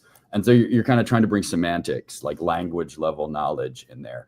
And like last year, we were all just trying to figure out how to wire up all these pieces so they worked at all. And now this year, we're like, oh, it's not good enough. Like, we got it working, but it's not good enough. So what are the next things? And very clearly, like, one of the big pain points in 2025 is this like turn detection problem. Yeah. And all of a sudden, a bunch of people are working on it, which is really exciting. Like, I talked to people at all the big labs. And so, like, you know, everybody now understands this is a big problem. So it's super exciting that OpenAI released like semantic VAD this week. And it's good. I don't know if it's as good as it's going to get, but it's good. Like, it's a big step forward. We also, a couple of weeks ago, released an open source model we call Smart Turn for smart turn detection. You can participate in that effort to build like a truly open source, open data, fine-tunable, like multi-language semantic VAD or smart turn model. It's git.new/turn, git.new/turn. And the idea is to build a SOTA, like totally open source smart turn model, because I want to see the big labs make amazing stuff, and I want to see like open source stuff also like pushing the envelope there. There's also a great potential of learning from the way they did this. Let's give it at this point. Semantic VAD is absolutely important for folks getting to AI voice agents to the level like people can interact with them properly and not, you know, wait, etc. I think that I've changed my speaking patterns because of the way that I know how the VAD works. I'm sure that I'm not the only one. Like, I'm sure that I go like I do all kinds of things to like have it think that I'm still talking, and this is stupid. I don't want to change my stuff for AI. I want the AI to change itself. So I think semantic VAD is like absolutely incredible. We 100% do that. We become really bad testers of this stuff. My favorite story about that is like from that book about the development of the Macintosh, where they didn't realize there was a bug in the mouse driver low-level code until they released it to the public, where if you made a very small hiccup in holding the mouse button down with your finger, the whole system crashed. I love it. They didn't find it because everybody working on the Mac had practiced so much they never ever made that mistake. That's what we're all like talking to these voice agents. Yeah. Well, luckily we have, and I know you have, and I have as well, we have amazing testers, kids. Kids absolutely hate talking to AI because of this one thing, because of like the kid is still thinking, like the sentence in the middle. The kid's like trying to like wrap the brain around. So I'm very excited to see how that performs. I have a real life test with my kids. I think we covered pretty much all of the releases, right? So like 2 fully new promptable ASR models, GPT-4o Transcribe and GPT-4o Mini Transcribe. I think they said 0.6 cents and 0.3 cents for each of them. I think 0.0 cents something. We need to confirm this once the actual documentation lands. There's also the new voice model called GPT-4o Mini TTS, which is all of them are based on GPT-4o. This distilled and like pruned in tiny versions of this. They run also for real time, which is incredible. We talked about semantic VAD. We didn't talk about noise reduction and conversation.item.retrieves. Quinn, would you like to cover those and tell us what those are about? Another problem for like production voice agents is like picking up background noise that does sound like speech. So like if you have the radio on in the room and you call a customer support line, typically that really messes up the voice agent because you end up with the background speech being transcribed. So they released a new noise reduction model that filters out things like background speech, and it's tunable. Like it's got a few different keywords for like near, far, something like that. I can't remember exactly. But if you're building voice agents, you should experiment with that. And you should do some testing with things like having a radio on in the background when you call the agent, because that tends to be a real world thing that you hit as soon as you deploy to production. Conversation item retrieve is a really nice improvement to being able to manage the context on the kind of agent framework side. So you're like talking to the OpenAI real-time API in code, and you're just sending it audio, and it's chunking up that audio and creating conversation turns. But previously, before they released conversation item retrieve, you didn't have any ability to sort of introspect into what those turns actually were. So you couldn't do things like transcribe one turn at a time and save it in your like back-end persistent storage system. Now you can. Now you know exactly what the model heard because you can ask to get that back from the API, which is actually really, really valuable. So we need to move on because they took a big chunk of our show. Usually with live streams, there's like a bunch of stuff they talk about. We can condense. Hopefully on the recording we can condense. Quinn, thank you so much. The one thing that you barely mentioned, and I want to mention for you, is Daily is a company that does real-time stuff. Like we can basically do this meeting on Daily, let's say, and have like the super low latency as well. As you said, network engineer. But also PipeCat is something that you guys released and working on. There's the open source software that allows to play with all these things with like one line of example. So if for folks who are listening and like very interested in like, hey, I want to try this new TTS or I want to try this like new transcription, etc. Daily is an absolutely greatest way to go about this and like super quickly install this. So as we had a chat before with Joseph Nelson from Roboflow and their supervision stuff, you guys are similarly approach as well. You have a company that does this thing in inference and like all of the servers as well, and you also have the open source that you support. We love open source here on ThursdAI. Quinn, thank you so much. We love Daily as well, and thank you as always coming and giving us like the absolutely like most professional breakdown of everything that happens in voice, and we expect to hear from you more. Don't leave yet, because the next item that we're going to talk about is also kind of from this world, and maybe you have thoughts on this as well. What we there's a bunch of voice and audio stuff that happened. So the live stream of OpenAI we just covered. We're going to add the details. There's two new things that happened. They may not be as interesting as what just announced, but Canopy Labs drops Orpheus 3B. Orpheus is also a language model. So folks, basically what we just talked about GPT becoming like a language model that you can prompt for emotions. Orpheus is a 1 billion parameter, 500 billion and 150 million version of a natural sounding speech language model. I will tell you upfront, it's unfair to compare open source to the absolutely state-of-the-art the OpenAI releases. Always, we always talk about this, right? When Mistral comes out, etc. However, they sound good, folks. I don't know, like Wolfram, you had a chance to play with this with Canopy Lab stuff. They have zero-shot cloning, which OpenAI does not give you yet, as far as I saw. Like this TTS new thing, I cannot put Alex's voice and have the TTS like make Alex. I can try to prompt it. Hey, you know, Ukraine Israeli accent, very excited dude that speaks very passionately about stuff, but likely they won't get my voice. These open source models give you voice, like zero-shot voice cloning, which is super cool. They released like fine-tuned on voices as well, trained on 100,000 tokens with 100 millisecond latency and Apache 2 license. You cannot beat Apache 2 license. Apache 2 is incredible because you can train it a bunch of stuff on your voice, etc. Wolfram, any thoughts from you on Orpheus? Yeah, the one thing not on the list is that it is not multilingual. So that is not a feature, multilinguality. I tested it in German and it had a heavy accent. But I'm still excited because it's open source. It can be put in. And you can run it locally, and it fits on your local systems. The 3B isn't all that big, so you can do it, and it will only get better as a support. I think there will be a lot of support for this. 100%. So we will hear about it a lot. And you can train it for other languages too. Yeah, you can train it, you can fine-tune this. Quinn, I wanted to ask you about just open source models and your approach. I know that like you know, PipeCat supports like the production models, Gemini, etc. What's generally the thought on your side from like open source models such as this one for agents and building things? I love these. I think there's two really interesting things about these models. One is they're exposing like new architecture approaches that, you know, there's lots of this stuff inside the big labs, but we don't always get to see it. And building like true full duplex streaming mode for these models is something that like the open source community is really pushing on in a really cool way. So there's like at least 4 kind of speech-to-speech models that are pushing on the architecture in different ways. There's like Sesame, there's Moshi, there's Ultravox. I haven't actually looked at the code for Orpheus yet. I just like played around with it. It's really good. I want to look at the code because I think it's really in that same category. And then there's also super small speech models, which what those open up is the ability to run on device. On device, yeah. Like Kokoro is amazing for 82 million parameters. Like it's unbelievable to me that it's so good and so small. We're blown away by Kokoro. Absolutely, everybody like was like absolutely blown away. Yeah. So in PipeCat, like the open source stuff, we just try to support all the models. Like I try to write on the weekends. I try to write like PipeCat services for all the models when they come out, or you know, people submit PRs, because like if you're playing with on-device stuff, you know, you still need an orchestration layer. It's not like you only need the orchestration layer if you're calling out to the the big lab APIs. So I'm super excited about like all this stuff, and it's developing so fast. Yep.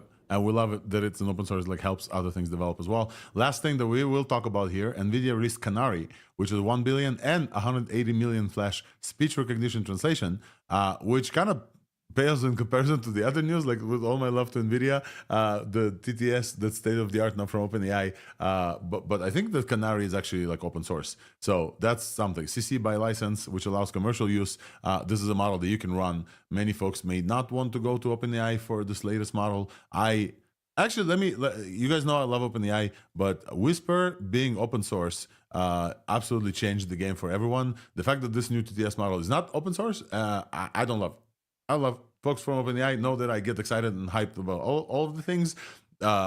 For the TTS version, okay, may not release this open source. There's problems, but the speech to text model, what's wrong with speech to text model being open source, folks? You release Whisper, you change the world. Give us speech to text in open source, please. Give us this like new GPT. I think it's because it's based on GPT. They will never open source it until such a point where they open source GPT 4.0. But hey, we need this in open source, please.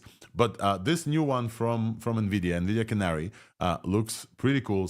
Gets second place on the speech recognition leaderboard on Hugging Face. Shout out to Vaibhav and everybody who runs it from the team. Very tiny size, 180 million. Can run on device as well. German, French, and Spanish. Those are a few. I think Whisper supports like 190 languages. This supports 4 as well. So that's pretty cool. So shout out to the folks from NVIDIA for releasing this. And this concludes our voice and audio segment, which was big. And this also, with this, we'll say thank you, Quindla. We'll be mindful of your time. We'll also be mindful of the fact that we're over 2 hours here, but with OpenAI stuff, they usually pushes us a little bit over. So the last 2 things that we need to cover, last 3 things we need to cover. Thank you, Quinn. Is the 3D stuff from Tencent. I absolutely want to show. But before this, I want to say hi to a friend of ours, Lucas. Hey, Lucas, how are you? Hey, I'm good. Can you guys hear me? You're coming through loud and clear. Lucas! What's up, guys? Let's go. So, Lucas, we're going to get to what you guys have announced in just a second. Just before this, though, for folks who've been waiting, I absolutely want to show what we're talking about here in Tencent's 3D stuff. So, Tencent updates Hunyuan 3D. If you guys remember, we talked about this before. Hunyuan is one of the best performing video models that's open source. Tencent is a Chinese company, obviously. Hunyuan also released like image to video, a bunch of like super cool stuff. You can fine tune these models, etc. Hunyuan 3D is their state-of-the-art 3D generation model from one picture or multiple pictures, and they also released like a turbo thing. It's all super cool. So I just want to show you guys like what we're talking about.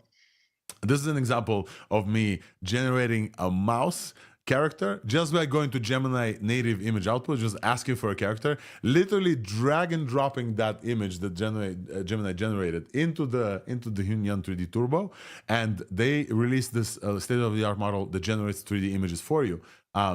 It's state-of-the-art both in open source and closed source. That's what they claim. So this open source model that I don't believe it's Apache, but we can check on the model, but it's definitely the open source. It's state-of-the-art in geometry details, conditioning alignment, and texture quality. Texture is also ridiculous. Like you can see how close this matches this one image. This was one image.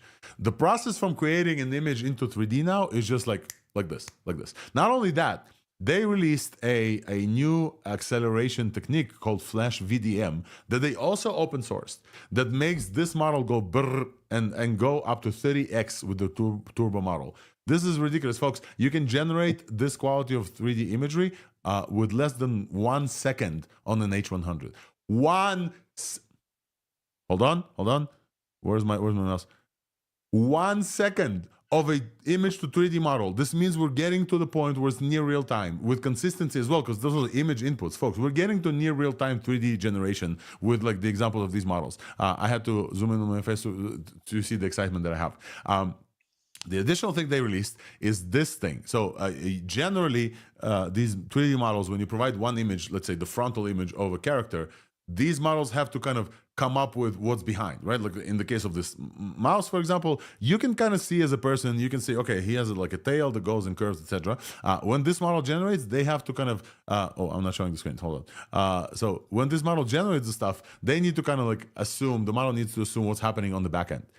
These, I think this is the first time that I've seen something like this. They released MV, multiple view, where you can provide to the same model the frontal view, the side view, the back view, and the other side view, and they will generate, and you can see the difference here between Hunyuan 3D 2 and then 2 MV. You can see that we're showing a picture of, I don't know, a dog with sunglasses, whatever. So you can see multiple things that are actually significantly better. You can see that the strap around the sign, the glasses is correct on the multiple view thing. You can see the tail is correct. You can see like a bunch of stuff. So you basically can generate like a full 3D image that's perfect and not just like a hallucination of the rest of it. And the amazing thing is, folks, we're now at a time where like Gemini literally can generate those for you. I just want to show you that I did this. Let me go and find the Gemini. I'll show you here. You can ask Gemini to generate this image or upload a different image that you have only the front face of. And you can ask Gemini, hey, rotate this in 90 degrees. Gemini will fucking do it. This is insane. This to me is like absolutely mind-blowing. You need 4 images from a character reference sheet, let's say, of like front, left, back, and etc. And you can go to Gemini, upload one, and say, hey, Gemini, what will this look like rotated? And Gemini will absolutely give it to you with like just straight up. This is an absolutely mind-blowing time that we're living in right now. I just wanted to highlight the fact that the pipeline from your thoughts to a 3D world is like this. And if you have a Vision Pro, you can pull those 3D things and put them in your physical space. If you have a 3D printer, you can print them and put them on your actual physical desktop. This is super cool. So shout out to Tencent, folks who are into the 3D world. I wanted to highlight the multi-view and the turbo are actually improving our lives. As Jensen says, every pixel will be generated and not rendered very soon. We're going to the world where like holodeck is like right there. Like we literally can talk to the voice agent that OpenAI just released, have it transcribe into the Gemini commands that will then generate the images, then take those images, shove it into 3D. 3D generates them in less than 1 second. They just like pop in front of you. The possibilities are endless. The addition of like the MCP Blender stuff that's been blowing up to put those into actual games, those are crazy. So I just wanted to highlight this. And by the way, yes. By the way, you can install it if you have just 6 GB VRAM is enough. Then you can one-click and install it from Pinocchio and use it locally. Just 6 GB. That's not going to take 1 second to generate. I think they're talking about H100s, but that's absolutely awesome. You can just like run this locally and pipe it into your 3D printer. Alrighty, folks. I think the last thing that we want to talk about, 2 last things super quick, because I also need to talk about Wits and Biases super quick. But I really want to say hi to Lucas. Lucas, feel free to introduce yourself briefly. Folks, you've been here before, but not in video form. And also maybe folks don't remember you. Introduce yourself and RC, and then let's talk about Conductor super quick. Hey, yeah, my name is Lucas. I run the labs team at RC, which encompasses research, training, and most recently, some of our product efforts as we kind of try to make sure that that research is moving in a product direction, because we want to be sure that our stuff kind of stands out. So RC specializes in building smaller language models, so taking either small open source models or training our own models, in the sub-billion parameter range, and making them either like really strong generalists or hyper specialized in a certain domain in order to like outperform, something you'd get from like a frontier closed API to do a certain service. And then most recently now we're not just training those models for people, but we're also now using our own models to power some pretty slick services. And you have an announcement for us also kind of via breaking news. You guys released something. I would love to hear from you what Conductor is. Yeah, so Conductor kind of came out of a few different areas of research and directions we were doing. But last year, around, it was probably 6 months ago, sometime, maybe even August, we did a research prototype called Swarm, which was instead of hitting one large model, you're hitting like 24 very tiny LLMs that are each super specialized. And we had a router in between that would decide, like, based on the query, which model it went to. And we had to train a custom architecture in order to get it into like the sub 200 million parameter size, because we wanted it to be really fast. And we kind of just left it there. Nothing really kind of came of that, except it did influence some other products we have. But what we found was, like, when you go to a customer and try to say, like, hey, even if the benchmarks show it, like we have a Virtuoso large model, which is like on par with GPT-4o across most all benchmarks. Even if you go to a customer and say, hey, you're using GPT-4o, use our Virtuoso large model, we'll save you like 20, you'll save like, it'll be like 20 times cheaper. It's still hard to get people out of the the habit of wanting to use what is soda at the time, right? Like everyone wants to use Claude for coding. You know, you want to use maybe 4.5 for writing. And so we kind of went back to this router idea, and we were like, hey, well, maybe instead of trying to go to people and say use us instead of, how about we go and say use us with? So the whole idea with Conductor is we went back to that classifier. We trained it on complexity, which was really hard. I won't get into it now. You can read a little bit in my my Twitter thread. But the idea is based on how hard a prompt is to achieve or to accomplish, which model should it go to? And then we have a bunch of other stuff we classify as well. So that's Conductor. It's an OpenAI compatible API where you use it just like you would any other, OpenAI compatible API. You switch out, 3 lines of code, and then you just use the model name as auto, and whatever your prompt is, we'll send it to the right model to get it done. And these are some of our academic benchmarks, right? We actually beat Sonnet for about 64% cheaper across MMLU, Math, GPQA Diamond, and Human Eval using, I think it's like 40% our models, and then it goes between like Gemini Flash, 4.0, and Sonnet. So I just want to distinguish for folks who are listening, the idea of a router. There's Open Router that we know and love, when we talk about all the time. Open Router lets me as a developer choose a specific model and then routes it to providers, maybe for inference speed, maybe for cost optimization, etc. Or I can choose like a specific provider. It also just like ease of use, right? Like it's way easier to, and significantly easier to use. You just swap out a model name. Yeah, we love it. This is not the same router. This is a smart router that you build classifiers to decide where to send my request. If my request is, hey, you're going to probably take over. But if my request is like, hey, build a thing that is difficult, etc., you'll probably send it to Claude 3.5. And this optimizes cost in that way, correct? Yeah. And the whole idea is like, we want to kind of show people, there's 2 ways. You can either use Conductor as is and just, let it take care of all the optimizations for you. And then we'll stay on top of being sure which model's soda at which task. And you don't have to worry about that. Because, I think me and probably most people listening to this, like we love doing that anyway.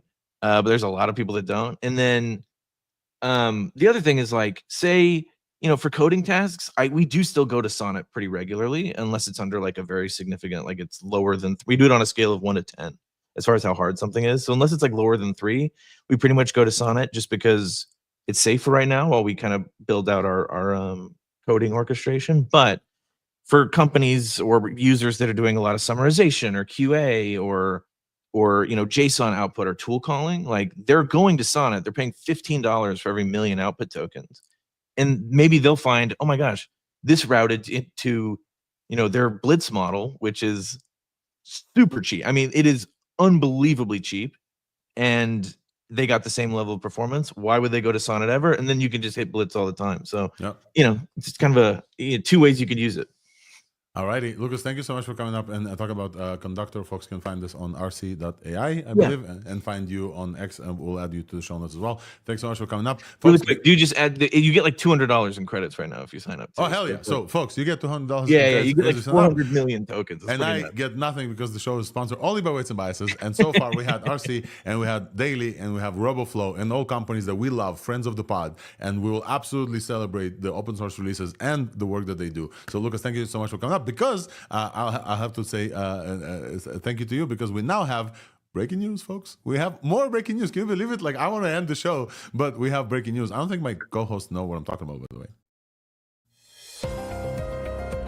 AI breaking news coming at you only on ThursdAI. All right, folks, our breaking news for today, additional breaking news, is we have the biggest lab that was late to this thing. Anthropic releases web search. And so far, when you talk to Claude on AI, it was just Claude. They were the last, I believe, the last company, even Open Router added like EXAONE, whatever. So finally, Claude can now do search on the web. You can enable this, and each response include inline citations, and you can verify the sources. What else is interesting? You can just like toggle it in all the US, only paid plans. So they're still not caught up fully, but it's a small thing that for folks who use the Claude AI stuff, for artifacts, for the best models, for coding, etc., that's been missing for a while. that's been missing for a while. And then they're also rolling support to a free plan as well for more countries soon. So they're gonna get to the point of like free tier as well. Anthropic is known for their safety assumptions, etc. So that's why probably they didn't release it for a while. But hey, shout out to Anthropic for this. And I just want to say that we're at 2 hours and 20 minutes. We probably need to start closing down, but huge thanks for everybody who tuned in. The thing that we wanted to do for this week's Buzz and Weights and Biases, we're probably going to do next week. We're going to talk to you about the MCP server as well. But shout out to my whole team who worked on this, and we'll definitely cover that work. It's been an incredible show this week. Incredible show. So much open source, folks. Llama's back. OpenAI released O1 Pro, and now Whisper Killer, and also a new TTS key in prompt. We had daily. We had so many guests, incredible guests and friends of the pod. We had like Joseph from Roboflow talk to us about state-of-the-art models that they just released. He released it right here. Like we basically, Nistan had to go and like sleuth their GitHub for finding the links. I didn't even get the links before. So it was 11 minutes that Yes. it had been updated. Yeah. So we actually are bringing you breaking news, not only discussing breaking news as well. And we also then talked with Quinn from Daily, covering everything the OpenAI released with open source and TTS as well. We almost got somebody from NVIDIA, and then NVIDIA PR said no. So NVIDIA PR, we're an amazing show to come and talk to your new models about open source specifically. So please send your people here. With that, I want to thank Wolfram. I want to thank Yam. I want to thank Nistan. Thank you guys for coming up and co-hosting this. Thank you for all our guests today, Lucas and Quinn and from Daily and Joseph as well. And thank most of all to everybody who tunes in and supports the show from multiple ways, by sharing with your friends, by giving us 5-star reviews, by subscribing to YouTube channel, folks. We're almost at 1,000 subscribers. Please subscribe to YouTube channel. It's great. You'll get the pings when we go live as well. And the best way to support the show is this. One comment that I shouldn't be triggered, but triggered me. We are not, when we will be sponsored, you will know. I will definitely, absolutely make sure that if we have a sponsor segment, you will know. The only sponsor for this show currently is Weights and Biases and our product called Weave, which is LLM experimentation, tracking, LLM observability, and evaluation. And that tool I talk about all the time. That's the only sponsor. Everybody else is here because we think that telling you about them is a service to our community, and those are friends that we love and know they're doing great work in open source as well, including everybody who was here on stage today. With that, I want to wish you a great weekend, a happy Thursday, and a lot more AI releases until next week. Thank you, everyone, for coming up. And if you missed any part of the show, as always, if you missed any part of the show, it's going to be available on ThursdAI.news, on every place where you get your podcast and the newsletter. Leave us a 5-star review. Thank you so much. Bye-bye.